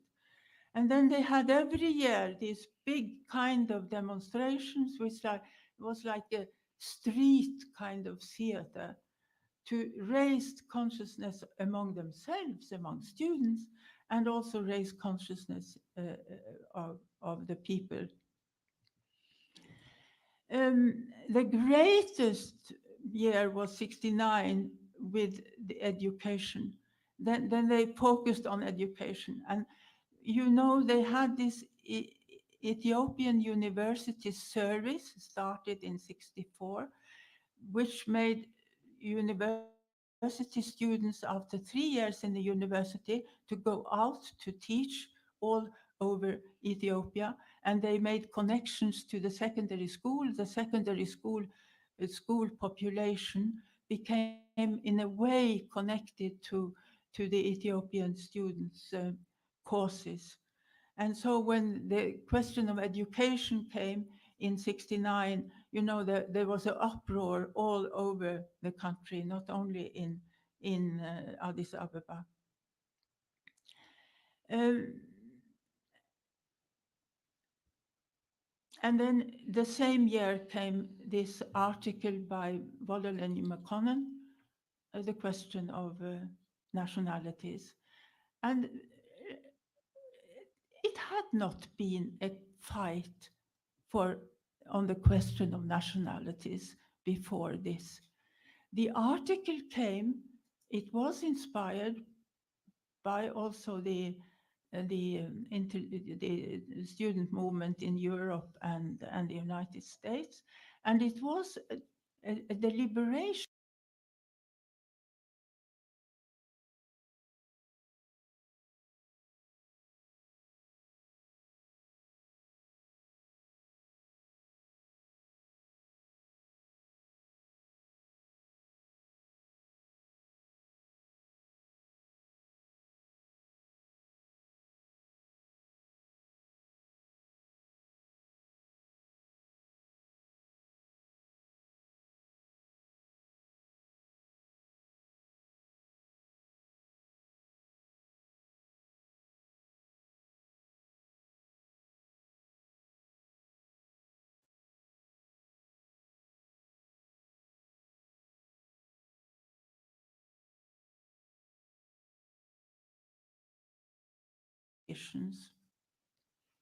and then he died. Well, what are the explanations for all this rise of consciousness that happened in the university? Of course, you have the university itself. Haile Selassie is creating this university. Well, that was in itself a reason. Boarding, they all stayed in the university, or they could be kicked out quite a lot, but they got food and lodging. So they could stand in queues and they could be close together. They had the means of talking to each other. And that also helped. And then you had the Crocodile Society that you may have heard of, all of you. The core kind of students who created the Crocodile Society, they were labeled Crocodile Society. And here they studied socialism, Marxism, Leninism, and they got all these impulses also. That was quite a lot in the student world at this time. And first of all, oppression, the treatment, the terrible treatment of the students whenever they tried something, whenever they said something wrong, when they demonstrated, the treatment of the students that was so harsh. So, you know, police, soldiers coming in, they would tear their hair. I saw it. They would tear their hair. They would kick them. They would, of course, arrest them, and so. And then the solidarity of students to get people who were arrested or expelled into the university again was a very important factor in raising the consciousness and keeping up the movement. But it was a very, very kind of inhuman treatment. There was no kind of humanness in the way they were treated. 3 minutes. 3 minutes. What? 3 minutes. 3 minutes. But at the same time,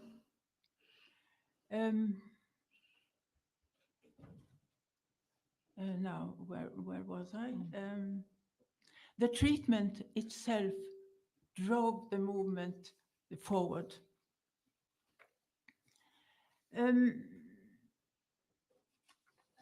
I would then try to end this saying,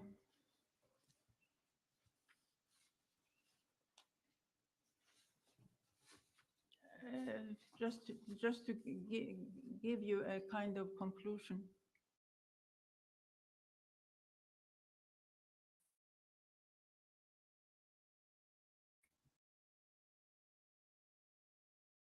Selassie failed to integrate the newly educated generation into the polity and failed to give the crucial group a sense of having a role to play and a trust in the possibilities of fruitful changes within the existing political system.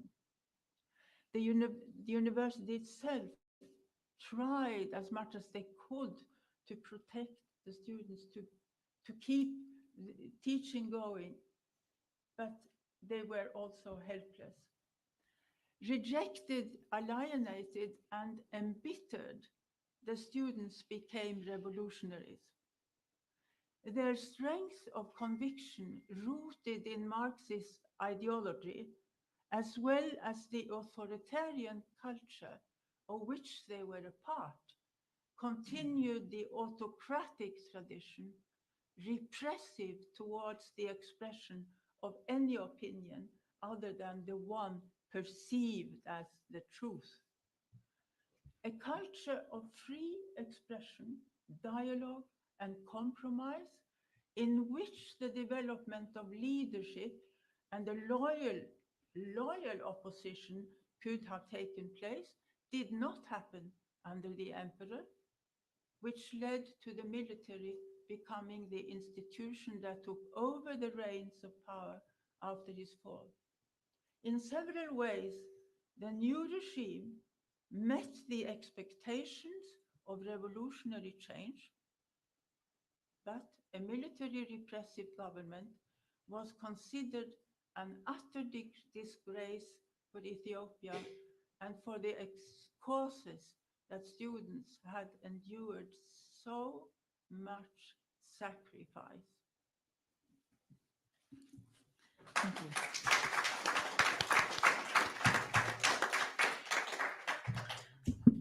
Perfect timing. Thank you, Dr. Bosovic. That was wonderful, very illuminating.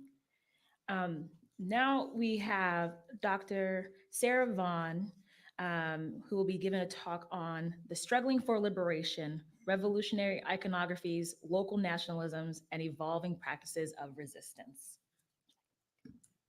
You're welcome. Sure. Can you hear me okay? Yeah. Thank you very much. My goodness, it's already extremely exciting to be here. We've already been arguing and disagreeing very seriously during the coffee break, and just reminded again of how important these kinds of meetings are. It was a long trip from Europe yesterday, and I began to wonder, is it really sensible in these days where we're worrying about carbon? And but actually, it's already well worth it. So Itana, Edmund, all your colleagues, thank you so much. And thank you very much for putting me on this incredible all-female panel. I just, how great is it to be sitting here between two iconic women whose biographies, you know, have been shaped, I think it's fair to say, by wrestling with the Ethiopian state and trying to find ways and interstices in which to do really dangerous research. Let me be honest, both of you, I have huge admiration for what you were able to do.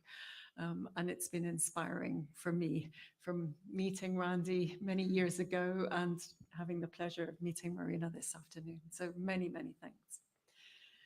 So In this paper, and forgive me, I'm going to read my presentation. It's well after midnight European time, so you'll forgive me.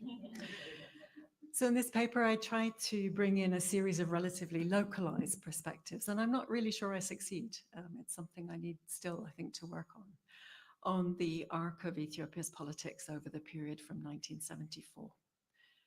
And this seems to me more than ever important, as in the last 5 or 6 years, a series of factors has conspired to mean that the dominance of the perspective from the center, from Addis Ababa, is even worse than ever. Because of COVID, because of insecurity, because of conflict, because of the increased repression of alternative narratives, there's less and less information from diplomats, from journalists, from researchers, from the situation on the ground. So it seems even more important than ever to burst that Addis Ababa bubble. So in this paper, I briefly review aspects of the patterns of resistance to the center which have emerged since 1974 in Tigray, in Oromia, and in Amhara. And as I was writing this and wrestling with this huge abstract, which I put together in a fit of optimism 18 months ago, I realized that this is really far too ambitious. So you'll forgive me.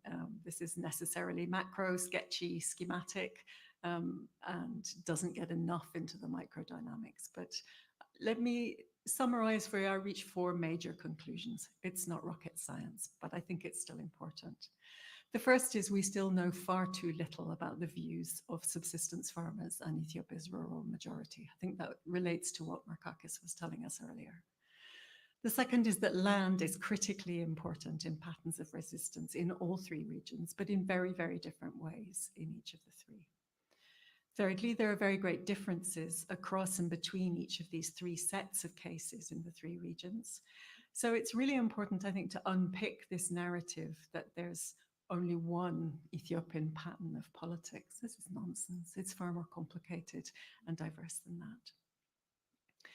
And finally, despite the perspective from the center, patterns of resistance at the micro level are still vigorous, in my view, in the face of increasing state violence, and could push processes at the center in multiple different ways. So it still feels to me that there's an instability in what comes next. So as we've heard from other speakers, the Derg pursued and consolidated the centralizing dynamic of the imperial regime, reinforcing it through the 4 factors that Jim Scott famously identified: administrative ordering of state and society, high modernist ideology of change, authoritarianism, and willingness to use force in the context of the 4th factor, a supine civil society unable to resist. And I think a central question, which is buzzing around in the background, and I'm sure will be all weekend, is whether and how much EPRDF departed from any of these 4 dynamics really in practice. But if one sees, this is John Young's Revolution Within the Revolution, the EPRDF period as having marked a departure from the centralizing dynamic, at least in terms of deconcentration of authority, if not real devolution of decision-making, then the Abiy period post-2018 clearly marks not a departure, but a return to Derg era past, an arc back towards centrism and the violent punishment of dissent. The Prosperity Party government has been remarkably effective, at least at the elite level, in terms of demobilizing the federal political constellation. In 2018, multiple regional presidents were summarily removed in Somali, Afar, and Gambela. In 2019-20, popular Oromo federalist opponents were rapidly outmaneuvered. In 2020 to 2022, the TPLF, the archetypal proponent of federal self-determination, let's be clear, was defeated. And now, since April 2023, we have a new war against Amhara insurgents. The fact that federalism under EPRDF was centralizing in practice as well as decentralizing in rhetoric, it seems to me made it more susceptible to demobilization by the Prosperity Party come Izema centralizing project than might have seemed likely back in 2018, at least at the elite level. But this is only part of the story. So what about the local level are contested. We have a new generation of Tigrayans, Oromos and Amharas, and many others who may prove less transigent than their leaders have been. And it seems to me that some of the recent policy engineering of the new elites at the center suggests that they understand this. Randy's just been talking about the university and the wholesale wrecking of the tertiary education sector that was built up over 25 years through massive defunding of public universities and shrinking of the student body, which is ongoing today, it seems to me is a case in point. I don't have time to go through each of these cases, but let me focus on some of the issues to do with political contracts between liberation movements on the one hand and the wider population, and the role of local state construction, which I think Marina is also going to talk more about. On this last point, I do think that the EPRDF period did mark a departure with what went before and what came after. That local state emergence and service delivery and so on was really quite transformative. So in Tigray, the security of rural land administration was one of three elements of the mutually constitutive bargain, by means of which the TPLF early on secured farmers' support. The others were delivering socioeconomic advantage, including food aid, and establishing security against the banditry present in the 1970s. And these practical solutions were arguably more effective than the nationalist tropes of Aksum or the Wayane. But the movement was also pragmatic in the face of strong peasant opposition. And this is something which John Young, for instance, has written about, and also Shetil, from church structures and from a peasantry unwilling to work beyond the bounds of Tigray itself in the late 1980s and to engage with Ethiopia's politics in the rest of the country. So I trace some of these sources of disaffection during the 1990s, the 2000s, and the 2010s. And as the model of assertive local state building, in my view, wavered after the death of Meles in 2012, in rural areas in Tigray, land fragmentation, urban encroachment, and the lack of graduate employment opportunities really began to drive high levels of rural distress and international migration. But disaffection and frustration were again minimized post-2018 as mobilization against what were seen as their collective vilification by Abiy again brought Tigrayans back together again. Better the devil we know under these difficult circumstances of being aggressed than to go for any change. And after 2 years of a hideously brutal war, which I've written about at length with my co-author Martin Plaut, in the wake of the cessation of hostilities agreement, the most salient issues in rural Tigray have been the closure of the multiple livelihood options by which Tigrayan farmers had been able to survive.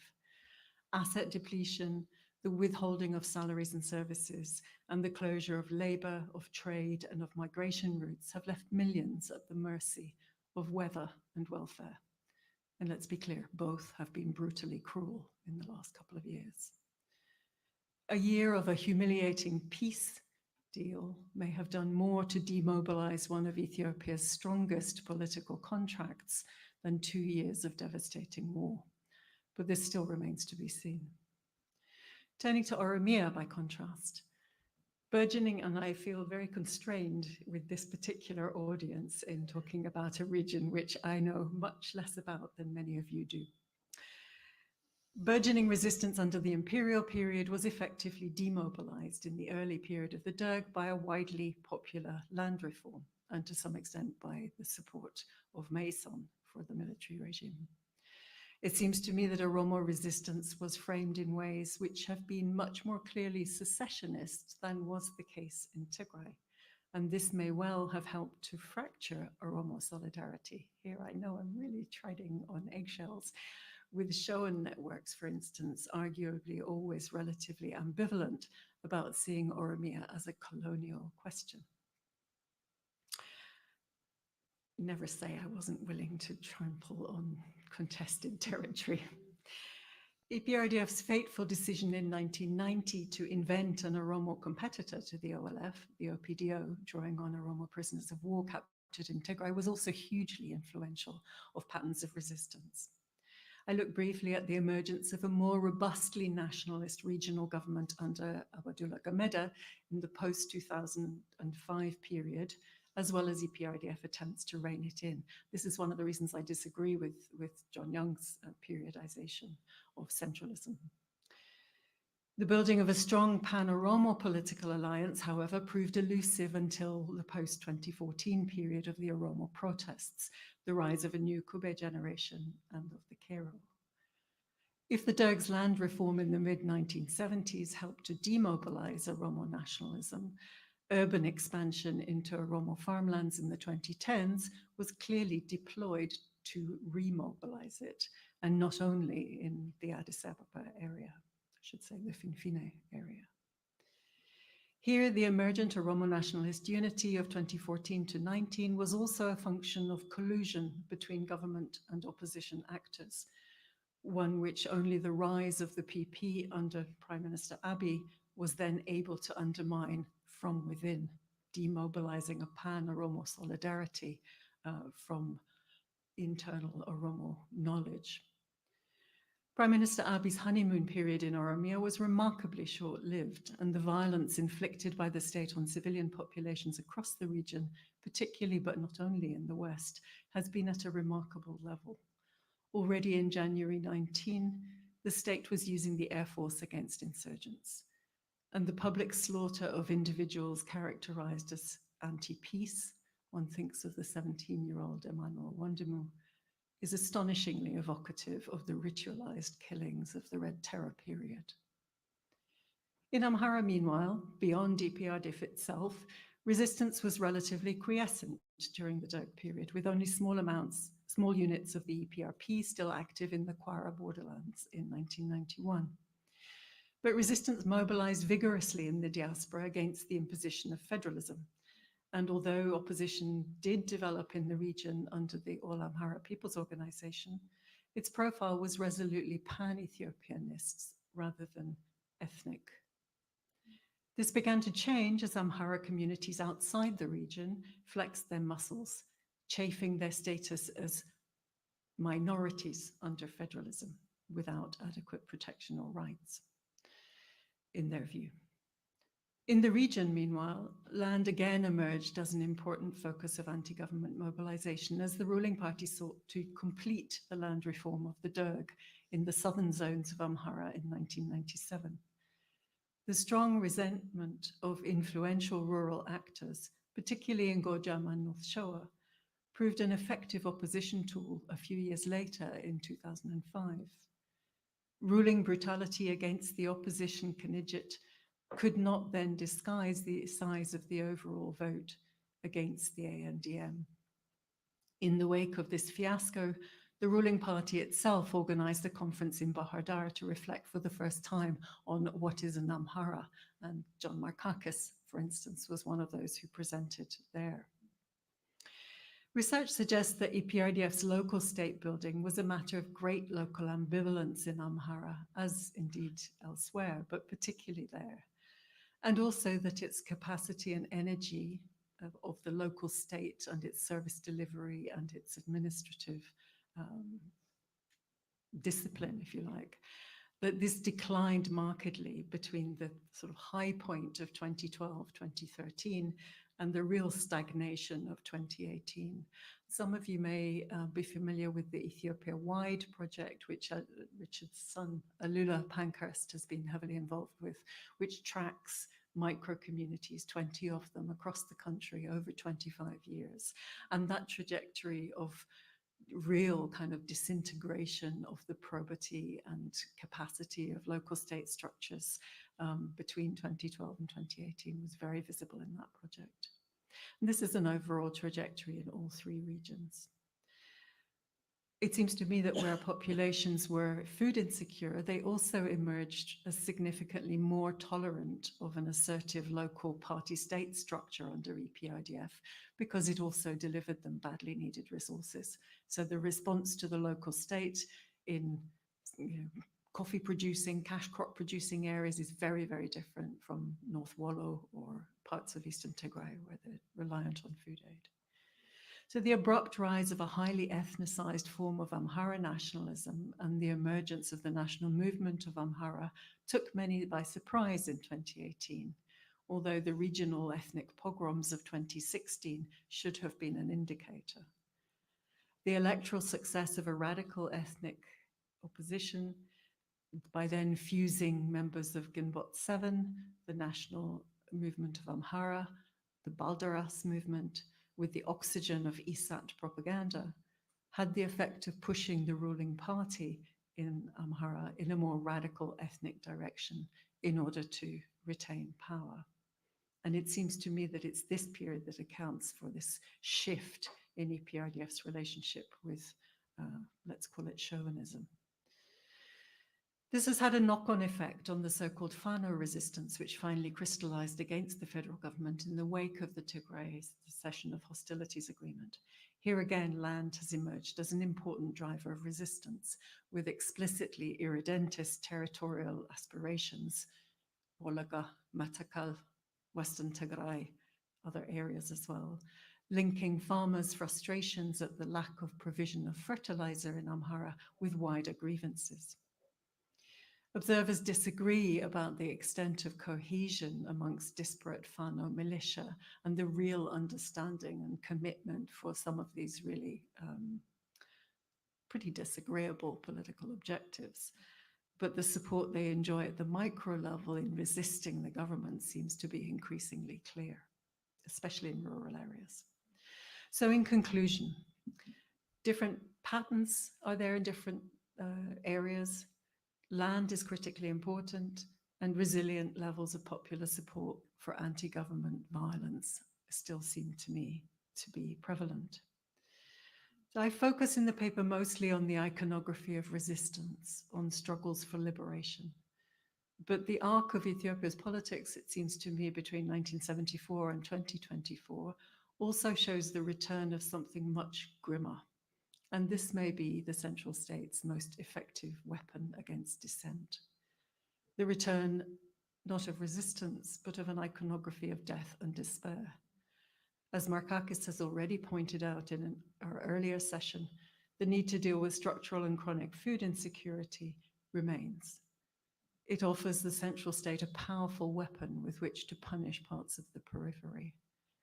Ethiopians in the north are today starving in many of the same places and for many of the same reasons as they did in the 1970s and in the mid-1980s. But livestock deaths in Borana and the south of the Somali region have also devastated communities, and rates of malaria and cholera are spiraling in the Wolagas.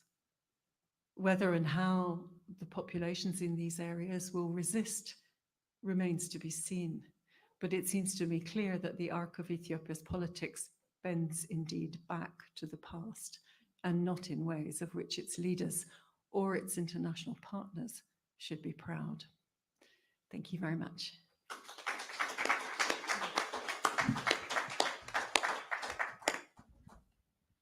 Thank you so much. Thank you so much, Dr. Vaughn. I know that that was a very stimulating conversation, and I'm sure we're going to have a lot of conversation and a good dialogue to hear whatever everyone thinks.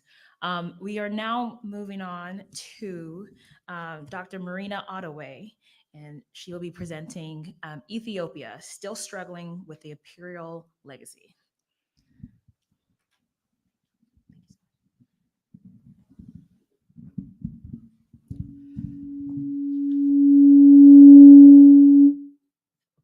I hope it's okay. I didn't do anything. Okay, good evening, everybody, and thank you for not only for inviting me, but for putting together this quite interesting meeting. When John Markakis started talking tonight, I had two reactions. The first one that it's not only the Ethiopian Revolution that's 50 years old. All of us are 50 years older than we were. I first met Markakis in 74, and he was a young man and I was a young woman. Things have changed. But the second thought is how complex these situations are. I mean, this phenomenon that we call the Ethiopian Revolution has many, many facets, and each of us picks up some of them. There is no way to put everything together so that everybody sees different issues as being salient ones. And the two issues on which I plan to focus on is what I see as the interaction between the imperial legacy, that is the character of Ethiopia as a multi-ethnic country, with the attempt to carry out a social and political revolution. And there is a constant tension between the two, and the one that prevails, the factor that prevails different in different periods. But before I launch into that, I want to make a more general comment that I think it's very risky, although it's necessary, to just focus on one country, because a lot of what is happening in Ethiopia, this tension between a social revolution, social political revolution, and the multi-ethnic character of the society, is the problem that all multi-ethnic societies suffer from. Essentially, whenever there is political change in a multi-ethnic society, one of the reaction is for the country to pull apart. And it's not only because of an attempted socialist revolution. If you have followed at all the history of the recent history of Yugoslavia, what really triggered the disintegration of Yugoslavia and then the horrible Balkans wars and the process of ethnic cleansing and so on was in the democratic election in it started with Croatia, and then it went on from there. Why? Because there is always tension in multi-ethnic society between the center and the periphery. And whenever the center is perceived as being weak and losing as a democratic election is a sign of weakness for the center, the centrifugal forces really increase. So that what happens in Ethiopia, this constant struggle between the two, the revolution of 74, the changes of 74, 75, right to the bursting out of all the ethnic nationalism after 77, right? And that is typical, that's normal. And I think I don't know where it takes us in terms of trying to figure out how this problem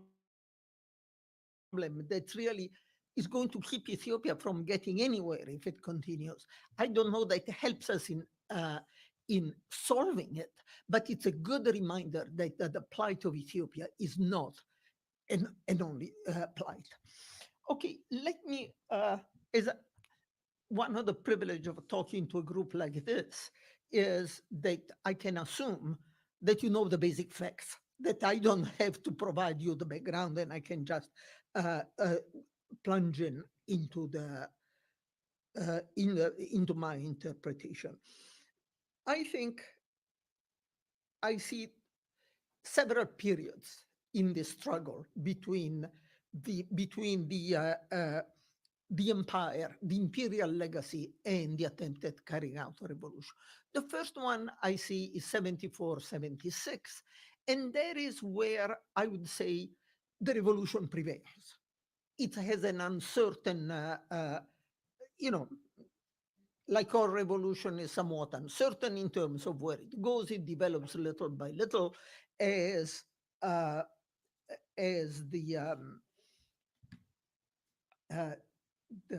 what was his name? The one of the first, the speakers in the previous comment that had, Segai try to show us how slowly the ideology developed and so on. And by the way, we really should feel sorry for him because he was let down by technology completely and nobody could understand anything that he was saying. That was not his fault.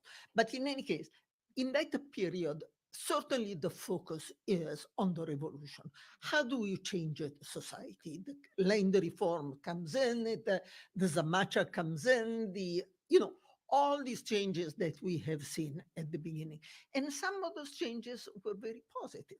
The land reform originally, I don't know how many of you were around, you're all too young, how many of you were around, was quite successful. The first year after, the year of the land reform, the rains was very good. And you know the importance of good rains in Ethiopia for agriculture. But because the rains were good, the crop was good.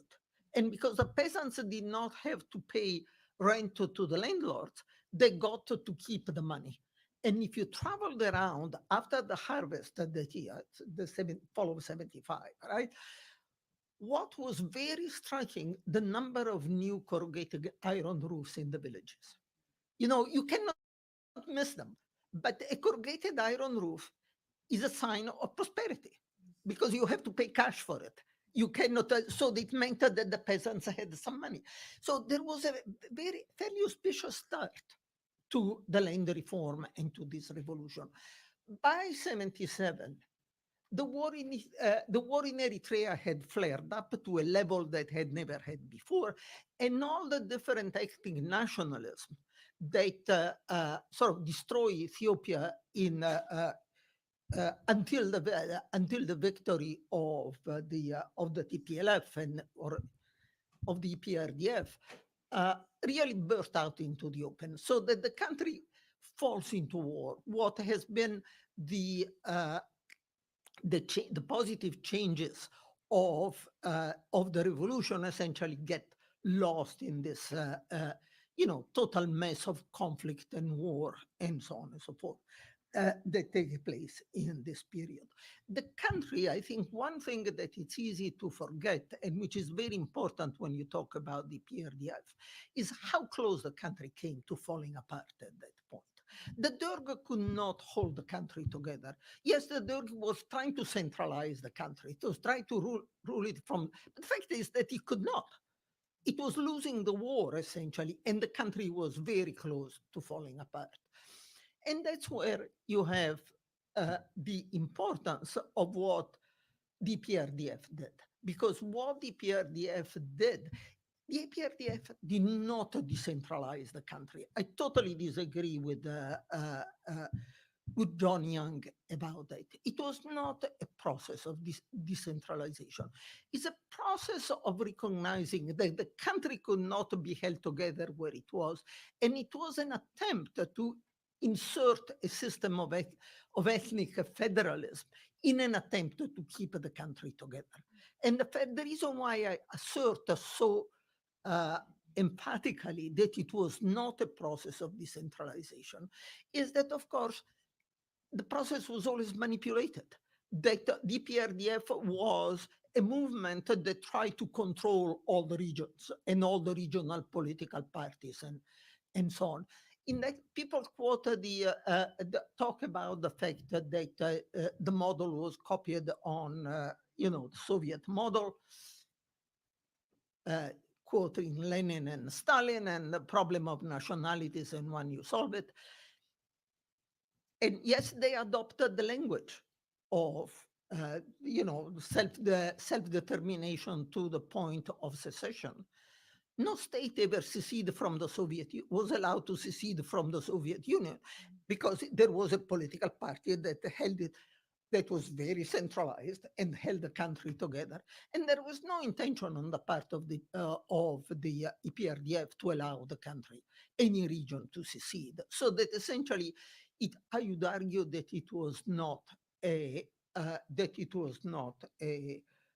process of program of decentralization. It was a different way to hold the country together. Now, what happens under the PRDF? It's something else which is very important, and I think it does not require sufficient, it does not get sufficient attention in most commentaries. And it is the fact that there is a real process of economic development going on. whether you like that type of economic development, whether that was the right, there are many different ways of developing a country, but there is no doubt that the years of the PRDF, the year of Meles, I should say, the country grows economically tremendously. You like the different system? Maybe yes, maybe not. But I think there was a definite project of, call it the developmental state, call it what you want, but developing the country. And in my opinion, that's very important because in the end, I am convinced that the only thing that can put an end to this tug of war between the social and economic change on one side and the ethnic nationalism and therefore the centripetal tendency in the country. The only thing that can put an end to the tug of war is economic growth and its economic development. Let me use an analogy that may be a bit far-fetched. France and Germany fought for how many years? Close to a century? Over the control of their border region, the Alsace-Lorraine, right? And they fought endless wars about that. What put an end to that fight? The development of the European Union. First a common market and then the European Union that brought about a level of economic development that made it somewhat irrelevant to all parties exactly where the border between the two countries was. And I am convinced that the only thing that could put an end to this constant tug of war is a process of economic development. Now, I talked in the paper, if you have time to read it, I talked in the paper about a conversation that I had with Meles that really impressed me very much. Not that I have no illusion about that Meles certainly was not a democrat, he was a dictator and so on, but he had very clear ideas about what he wanted for the country, of how he wanted to develop the country. And that is based on a long interview that I had with him, totally by accident. I got in 98, I got stuck in Ethiopia. I was coming from somewhere south of the Sahara, I can't remember, Uganda maybe. And my intention had been to go to Eritrea. I had to transit through Addis Ababa. The war broke out and there I was stuck in Addis Ababa. I couldn't go on. And I remember that the ambassador, the Ethiopian ambassador in Washington, who had been courting anybody who knew anything about Ethiopia, and therefore occasionally called me in for a discussion about what was going on. He had been insisting that I should go and visit Ethiopia and see what was going on in the new Ethiopia. And so when I got stuck there, I sent him an email, kind of a Hail Mary, maybe it will work, maybe it won't. And my God, I got a half an hour, what was supposed a half-hour appointment with Meles, which turned out in an hour appointment. Because Meles was very, very anxious to explain his concept of what he wanted. And his inspiration, interesting for somebody who was one of the, sort of the ideologues of Marxism-Leninism within what was the Marxist League of Tigray, not just the PLF and so on. His inspiration were the East Asian dragons.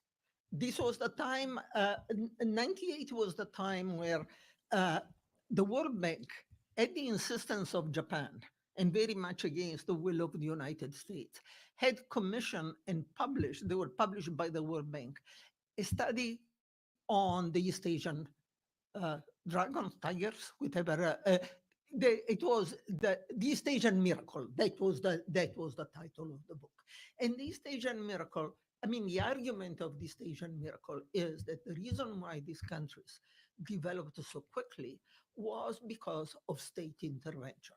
That was anathema to everybody who talked about free enterprises but that it was not socialism in the sense of the state controlling everything, but the state sort of directing investments, directing the areas that should.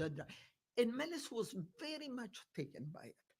To the point, and there was particularly a book by Robert Wave called Governing the Market. And we found ourselves I felt I was back in graduate school because I refrained to telling him that I signed that book to my students and I discussed it with my students. I thought that was not very diplomatic, so I kept my counsel on that one. But he wanted to make sure that I understood. He did not quite go to say, repeat after me, but it was, we were getting in that direction, making sure that I understood the concept of what he was trying to do in the country. Now, as I said, I have no illusion about what kind of person Meles was. But on that one, I think he did something that was remarkable. And I went back, the last time I went back to Ethiopia, after long, it was in 2019. It was the last trip I took before COVID. And for the first time in my life, I managed to travel the historic route, among other things, because all the time I had spent in Ethiopia, there was always war up there, so that I'd never been able to do it before. And what struck me is how different the country had become, that how much more developed it was. And you see it. I mean, there are small things. There were few women walking up and down the hills with those huge, the pottery, whatever you call them, on their backs. What you said in the villages, there were little boys with with wheelbarrows and jerry cans that went to fill the jerry cans at the pump that had been installed to the village, and then they distributed them to the various houses and so on. There were schools everywhere. I understand that the schools did not work very well because they built more schools than they had teachers for. But, there was really an attempt that had made. There were agricultural research institutes everywhere. And there were roads where no roads had been before. And that is supported also by the statistics. Now, and that to me was the most encouraging thing that I have seen in Ethiopia. Unfortunately, Meles died. The momentum, declined. And we know we have heard a lot about what's going on now and so on. But to me, that is really, it was the first time looking at it, not only listening to Meles, but looking at what had happened on the ground after that, was the first time I felt some hope for Ethiopia and the future of Ethiopia. So let me stop here. Obviously, there are a lot of other factors that are important in what happened. But if you have to, since who's the philosopher who said the only true representation of a cat is the cat itself? And since we cannot talk about everything, and if you have to be selective, to me, that's the most important thing. Thank you.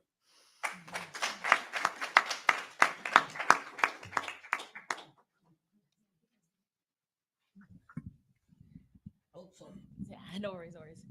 Thank you so much. This was such a riveting panel, and I know that we're excited for questions. Some of the things I just want to mention that I was making note, and some of the themes I was thinking of that what struck me was thinking about the role of arts, poetics, poetry, the importance of land and agriculture, the starting points of where the tensions and ruptures could be in terms of decentralization. And I was also thinking about the role of development. So I'm excited to think about these types of themes and these types of conversations that left me wanting more and more information. So does anyone have any questions? Yes. Okay. Oh, okay. Okay. Oh, let me just make sure I say this. Please limit to a question and a brief comment. No dissertations over here. So just want to make sure I say that. Right, a question ends in a question mark. Exactly. So Okay. Thank you for presenting very interesting information, all of you. I know some of you by your work, Randy and Marina. It's nice to meet you and see you face to face. I know Sarah personally. So your presentation is interesting, but I have a question. The question is, how did those forces, for example, students, local revolutionaries like the TPLF and the Mallas himself, turn reactionary and aborted the revolution? For example, Marina is saying that Mallas was intended to bring fundamental change, economic development. Mallas's economic development was violent development, pushing farmers from their land, murdering people who resist him, and doing whatever he wants. In fact, Mallas' strategic error is almost created what is going on in Tigray today. Mallas and the TPLF endangered Tigray by putting this group of people, making the enemy of the majority of the population. For example, Mallas, by attacking the Oromo Liberation Front, by denying the Oromo's true representation, undermined the essence of the revolution. So these students who were revolutionaries at the beginning, how did they become self-centered and reactionary, brought down the revolution? So I think it would be very interesting if you focus on the state, the nature of the Ethiopian state, how it has been violent, criminal from its creation up to now, without addressing the nature of the Ethiopian state. It is impossible to understand this, the success and the failure of the Ethiopian revolution. I would like you to hear your comments. Thank you.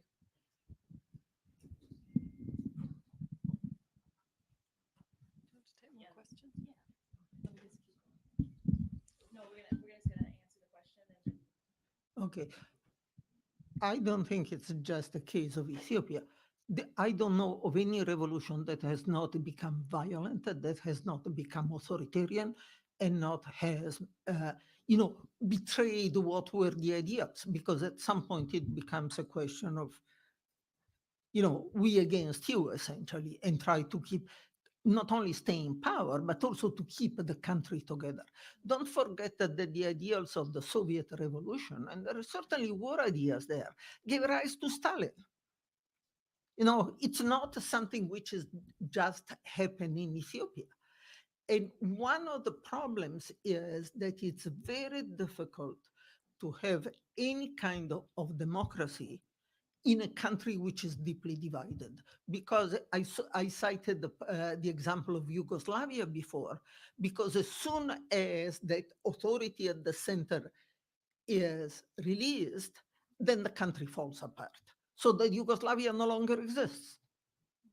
And not only Yugoslavia no longer exists, but even the components part of Yugoslavia, many of them no longer exist. And that is part of what happened in Ethiopia, that Ethiopia, all empires, if you remember, empires always have changing borders. Why do they have changing borders? Because the borders expand and retract depending on the strength of the emperor, of the ruling group at the center. So when you have a strong center, the empire expands. When you have a weak center, you have a weak emperor, you have the son of the emperor who's an idiot or whatever it is, the empire starts falling apart. And this is true with in the case of multi-ethnic states in general. And unless that is overcome, unless the various groups figure out how to live together, and I think that's where economic development becomes important. That dynamic, unfortunately, in my opinion, is going to continue. And it's not just I would look at it not just in terms of people. Meles was not a nice person. He was a very smart person. He was not a nice person. I totally agree with you. But it's not just that Meles was not a nice person, that there were some imperatives in the political situation to hold the country together. That would be my answer to that. You don't have to agree with me, and I can see you don't. Yeah. Can I comment on this as well? I mean, I think it's also really important not to kind of assume that the demonization of the TPLF was a reflection of the nature of the TPLF. Let's not be naive about this. I mean, there were some really effective and very unpleasant and very long-standing processes of political propaganda and mobilization at work. You know, I mean, to me, and that this is the kind of trajectory which I set out in the book I wrote with Martin, which was published in February last year. You know, you start off with this period where, you know, the vigorously anti-federalist diaspora, primarily in the US, but not only, you know, who absolutely hated the TPLF and all its works, and, you know, some of the officials of the Derg whom they had displaced, were very, very vigorous in blaming the TPLF for the root of all evils. And they were conjoined in that activity by the Eritrean government. Let's be very clear. The role of Eritrean propaganda throughout this period has been critical. And I think what happened after the death of Meles, after the 2005 election, after the Muslim protests, and then after the death of Meles, is that you get that sort of opposition project, which had been the preserve of Knightley and ISAT and Gambot 7, is then seeps into EPRDF itself. And particularly in OPDO and ANDM, you get this, people give in to this temptation to ethnicize politics, to demonize the TPLF. By this stage, let's be clear, you know, under the shift after 2001, and this is parts where I partly agree with John Young because of the split in TPLF. TPLF was displaced from the center of decision-making after 2001. It looked like a TPLF-dominated government because the figure of Meles was so dominant. But this is different from, you know, it being the TPLF. It was now a decision-making by, you know, Barakat Simon, Adisola Gesse, a much more kind of multi-ethnic decision-making group within EPRDF. So, you know, I think then after that period when Haile Mariam is in power, you get this real temptation to say, we need to wrest control away from the Tigrayan generals, the security apparatchiks. And in order to do that, we're going to mobilize ethnicity. So you get this opposition project seeps into EPRDF itself. So, you know, I think this was a deliberate process of mobilization. I really would resist the premises of the question, Asifa, that, you know, this is inherent in the TPLF are wicked and were only trying to destroy Ethiopia. We disagree on this, but anyway, we're going to spend the weekend talking about it, I think.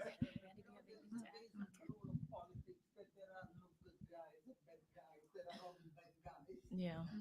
Let's go to the next question. And then we have him and then over here. Oh, no, him and then, okay. You know what? I'll just let you know. Okay. Go ahead. My name is Katabo. I am from Jimma University. Really, I like and appreciate your presentation very much. I know you by name, almost all of you, especially Marina Otawe and Professor Balsvik. I know very well from, you know, your literature, really. I love them, you know, I love reading them and I keep on my shelves, really.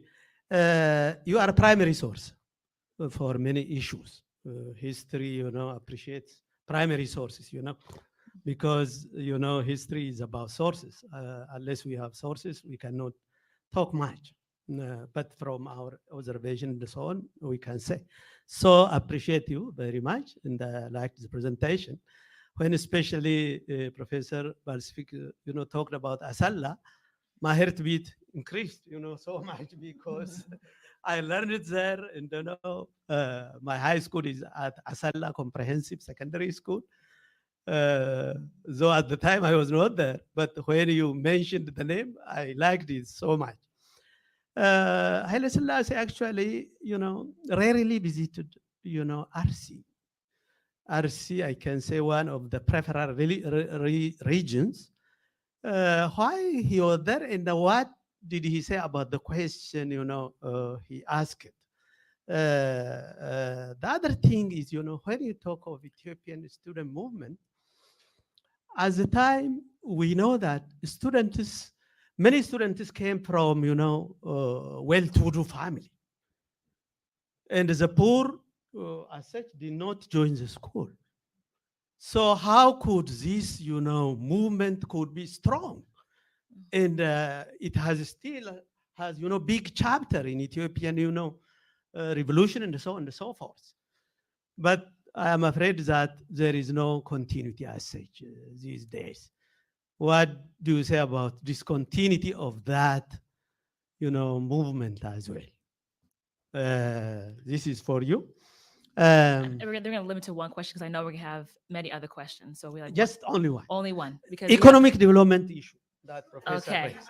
This is the type of brevity that I was talking about. But the question is on Economic development. okay. Does anyone want Because I know many things, yes, but we have not that much time. I know. Again, Does anyone want to DA respond to that? No, if you because we have more questions that are coming. So May I stop? yes, please. Yeah. So you want to go through questions first, and then you want to respond? Because I was going to give you guys time to respond. Okay. Yeah. Can we have? Yeah. I thought you guys said it was. Okay. Sorry. Go ahead. No, mine would be short. I think, first of all, I think Etana seems to have conspired with us by putting this dynamic all-female panel together. Really, very wonderful panel. And the reason why I picked up the mic is there seems to be one trend that runs through your presentation, the tension between the periphery and the center. That's really, and I was wondering when I was listening to Randy and to Sarah and Marina, the student and the center playing a role in the change. But I have a different look at this in the sense that maybe they were reacting to the pressures coming from the periphery. As you know, and I will talk about that tomorrow, most of the revolutions came from the periphery in the Ethiopian system, whether that was the Somali uprisings in the 60s or before that, the Wago Gutu. So were the students really, after urbanization and being the well-to-do family, were they reacting to the periphery's question so that they are not left behind, or the vice versa? I think we need to resolve that. And we give more attention to the center's role in the change, but the periphery linkage seems to be a bit underemphasized. Yeah. Thank you. That's a good one. My question, do you guys want to respond? Or you guys want to open more questions? I have more questions. Does anyone want to respond? Okay, you want to take one? No, Okay, so- apparently not. So let Okay. me throw in one more. Okay. And Or two more. I'm going to ask about or highlight the role of higher education in the transitions in Ethiopia, because I think that is an interesting issue which points to connections and rupture. That Haile Selassie and Randy, you have illuminated there wonderfully how he put emphasis on higher education for the elite in Ethiopia because the state needed it. The same did Meles, and I remember, Sarah, we discussed when EPRDF radically expanded university sector in Ethiopia, we talked about, well, this is the digging in their own grave by producing that many higher educated students. So, and the Derg, well, they put emphasis on killing the intellectuals, not producing intellectuals. Did actually Haile Selassie, or Meles for that matter, did they know what they were doing when they put emphasis on higher education? Did they know that they saw the seeds of a revolution? Why do you produce intellectuals in an authoritarian state? Because you know intellectuals will protest authoritarianism. That's a conundrum. Yeah. Let me go with this, and then we're gonna open it up, open to the discussion. So, the last question. I guess mine is No. more of a And then we're gonna open it comment. I'll try to be brief. And I think Yes. what Sarah is pointing to is extremely important. And by, we need to have a kind of bottom-up view of what's going on and burst the Addis Ababa bubble. But I think in that regard, Ethiopian studies seems to be more in a crisis. How many are now going outside Addis Ababa and actually do on-ground studies? And I was thinking that you mentioned those three cases, but I think we need to break them even more apart. Like in Amhara, you have, which has been clear in the last 5 years, the Gojame, Gondare, Wolloye, I mean, all those kinds of groupings that are, hidden behind those categories. Amhara politics is not only Amhara politics. And the same for Oromia. Historically, the resistance to the state came from the east. Now it's in the west. And you have now how Abiy is buying up support from the Showas.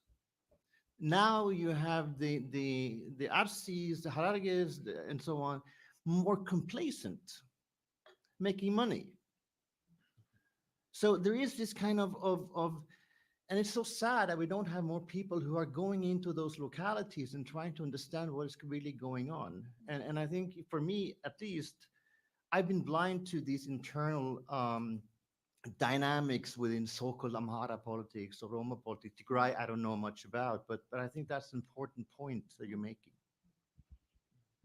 All right, so we're gonna just open up for the to hear the comments from the speakers. What I'm hearing is economic development, thinking about the internal politics, the role of higher education, the point of view of the periphery versus the center, and I would love to hear whoever wants to take a speak. Randy, do you mind if you go first since you haven't responded? Well, I'm not sure I have got all these questions clear in my mind at all.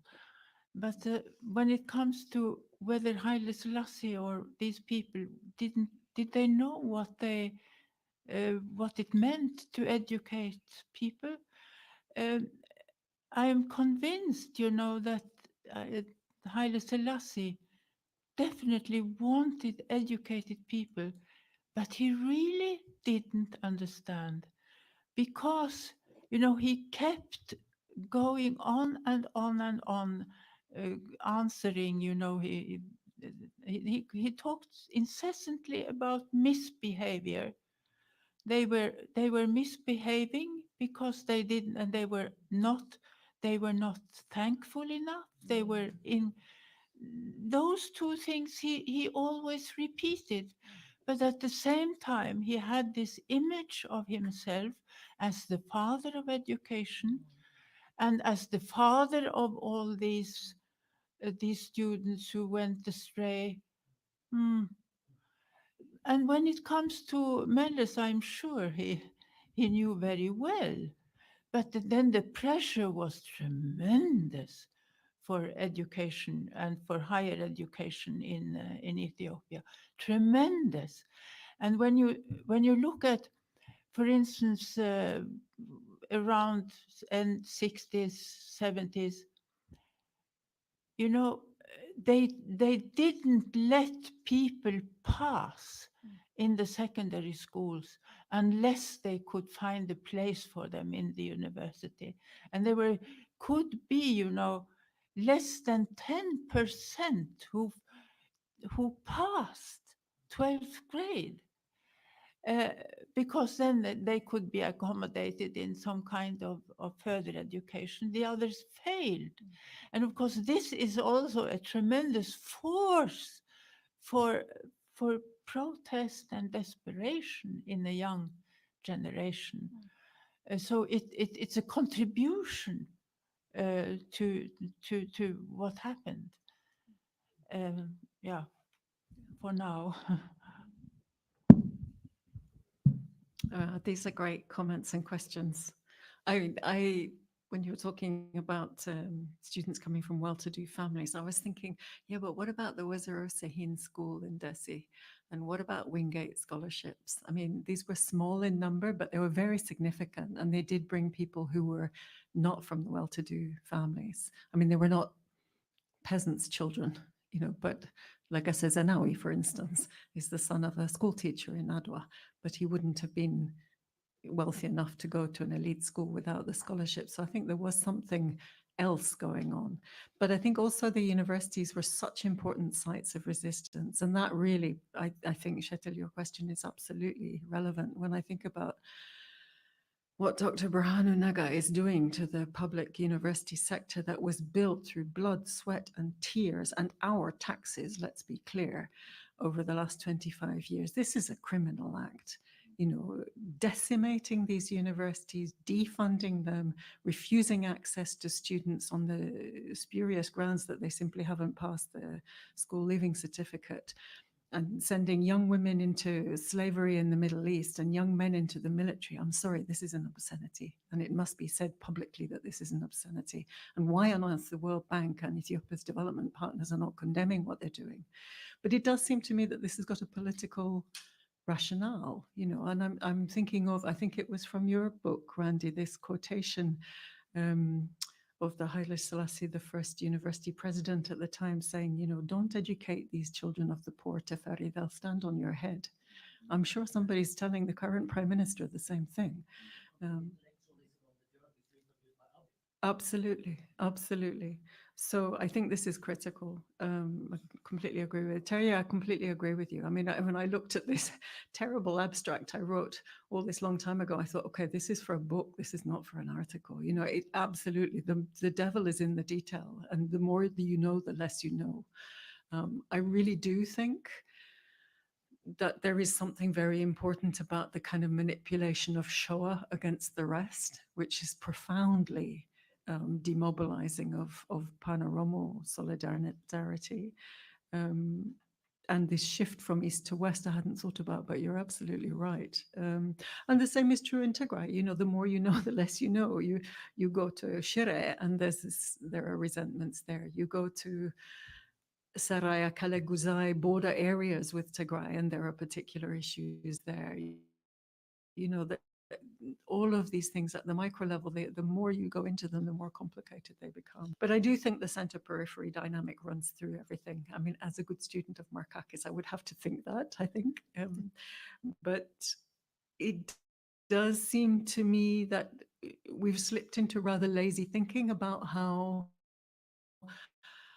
you starve the periphery and they come back to bite you, you know, that famine is what brings down governments. Well, I don't see it this time. You know, I think people will starve in large numbers in Tigray and the north of Amhara, in Wag, in North Gondar, in North Wollo, as they have in the Somali region and in Borena last year.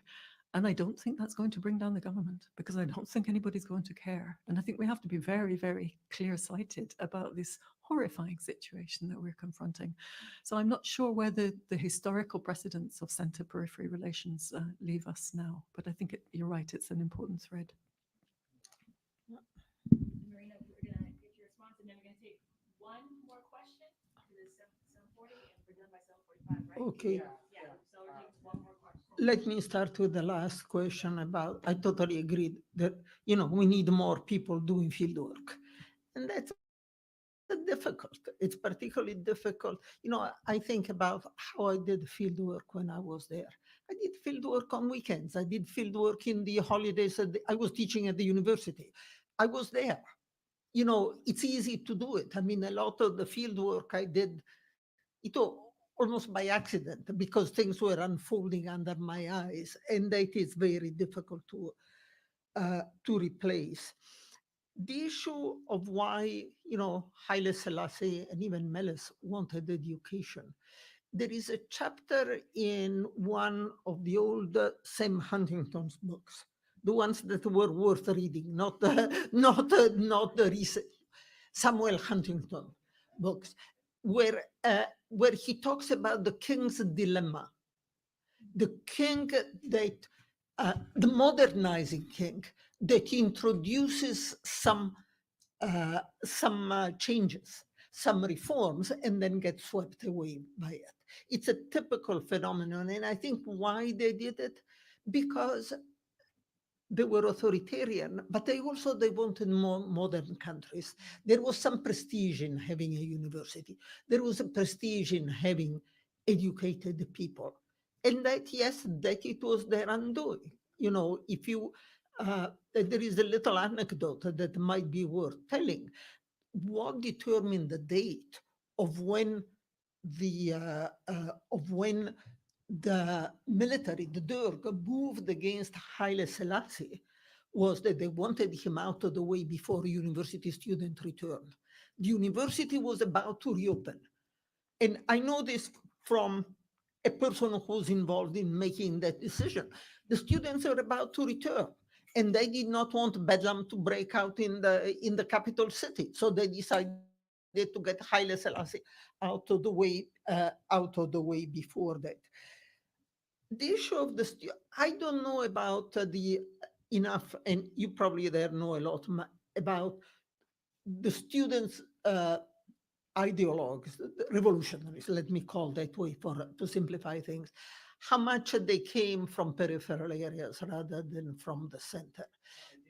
I would say what they're reacting to the question is from the periphery. Oh, okay. Not because of starvation. Some of the peripheral regions are political questions, not starvation. Yeah.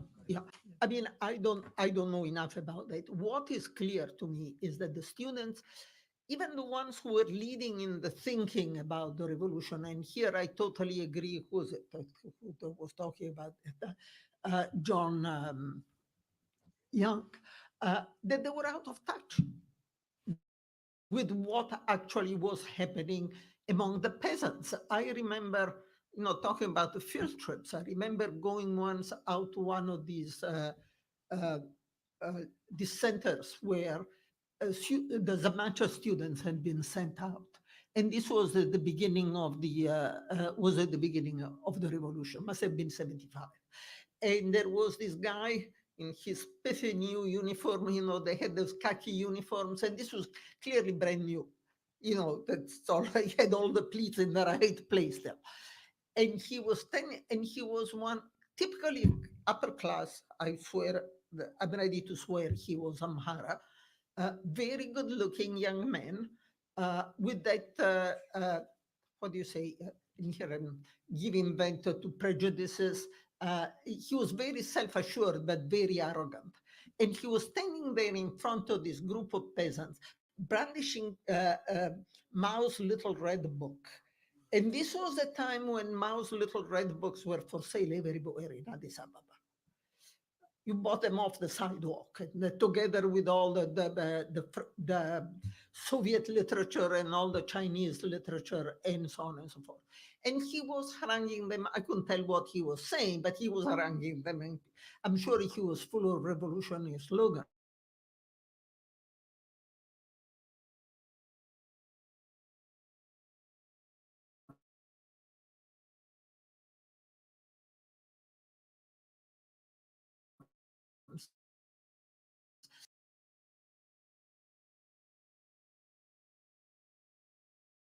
Said something, and my translator said, he asked him when the fertilizer is going to be delivered. And the guy deflated.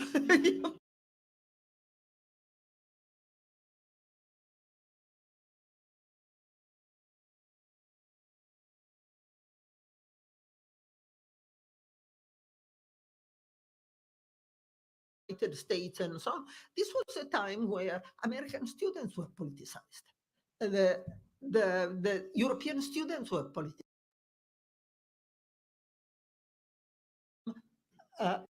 From ideology in other countries. We have a lot. Okay. All right. So we're gonna take the last question. And did you want to respond? Yeah. So we respond, and then we're going to take the last question, then we're done. Well, and then we can hope that there's. I think it's we have to make clear that I think that most students who were students in Ethiopia, they were mostly poor students. They were poor. The rich ones in Ethiopia sent their students abroad. And when it comes to the Semecha, the students could put pressure on the military. The military wanted to send them out on the Semecha, and they wouldn't go unless these land reforms were promised. So the pressure put on them made this law, they were very quick. Comes to also, you can have one example.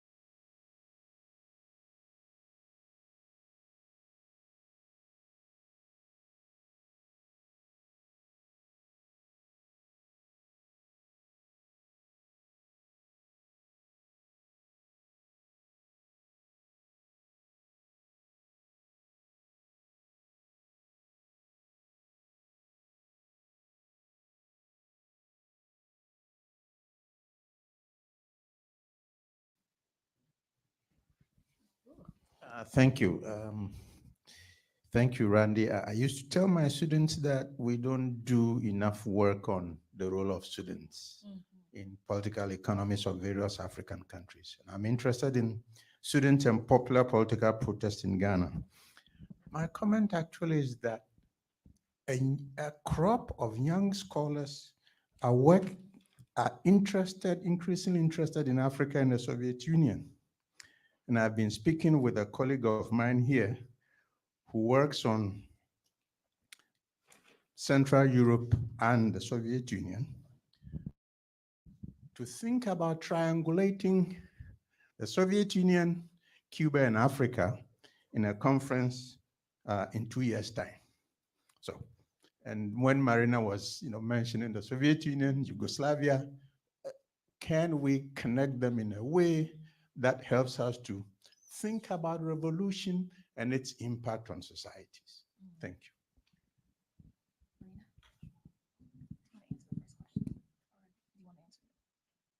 Do you want to answer? It's okay. Can I make a couple of comments, then I hand on to you, Marina? I mean, I think this issue about sequencing and democracy and economic development and education.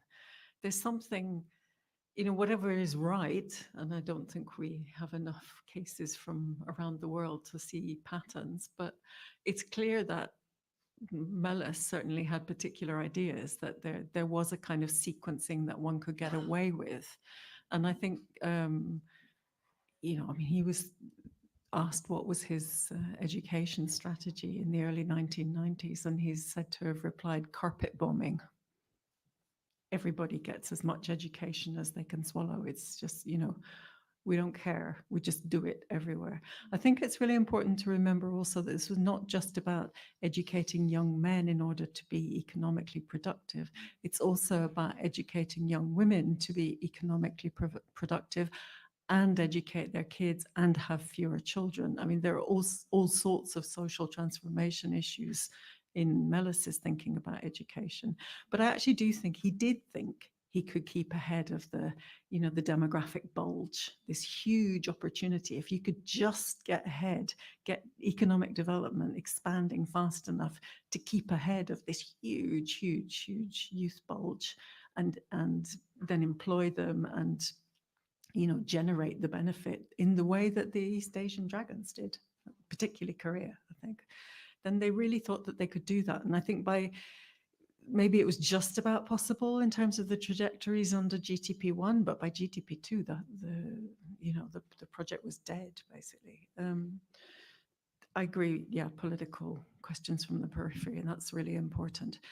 But where are the political questions from the periphery coming from now? There's a lot of frustration, but I don't see any organized politics. And I particularly feel really demoralized about the role of this older generation of, Lencho and Dima sitting in Addis condoning this nonsense. And the ONLF sitting in Jijiga. Okay, everybody likes to retire. I was 60 this year, I understand, but come on, people. If you get out of the way, at least, and let there be forces of change coming up from underneath. Okay.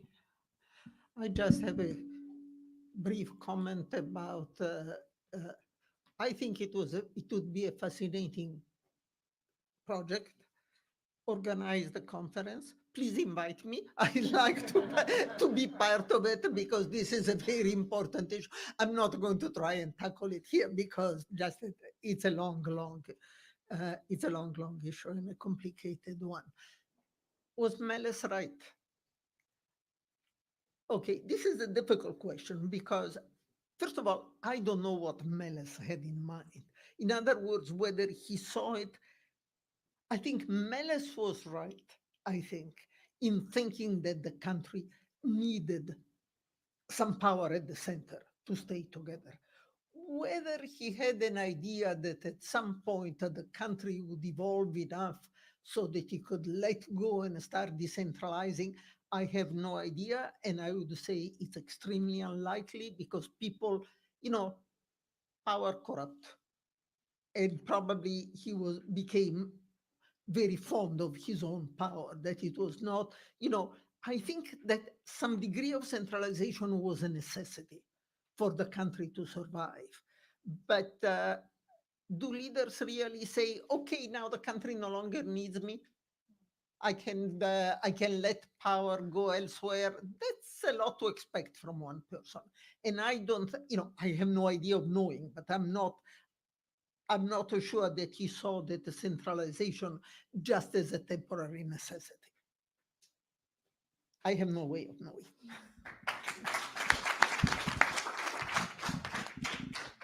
Thank you so much.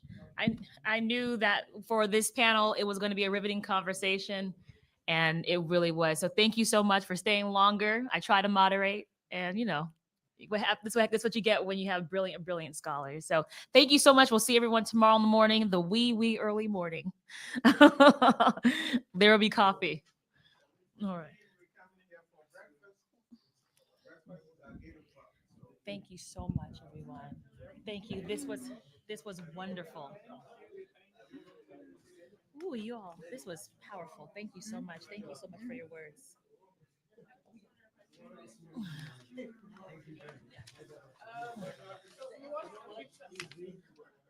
Oh, excuse me. We're good. Do you want a picture of the whole yeah.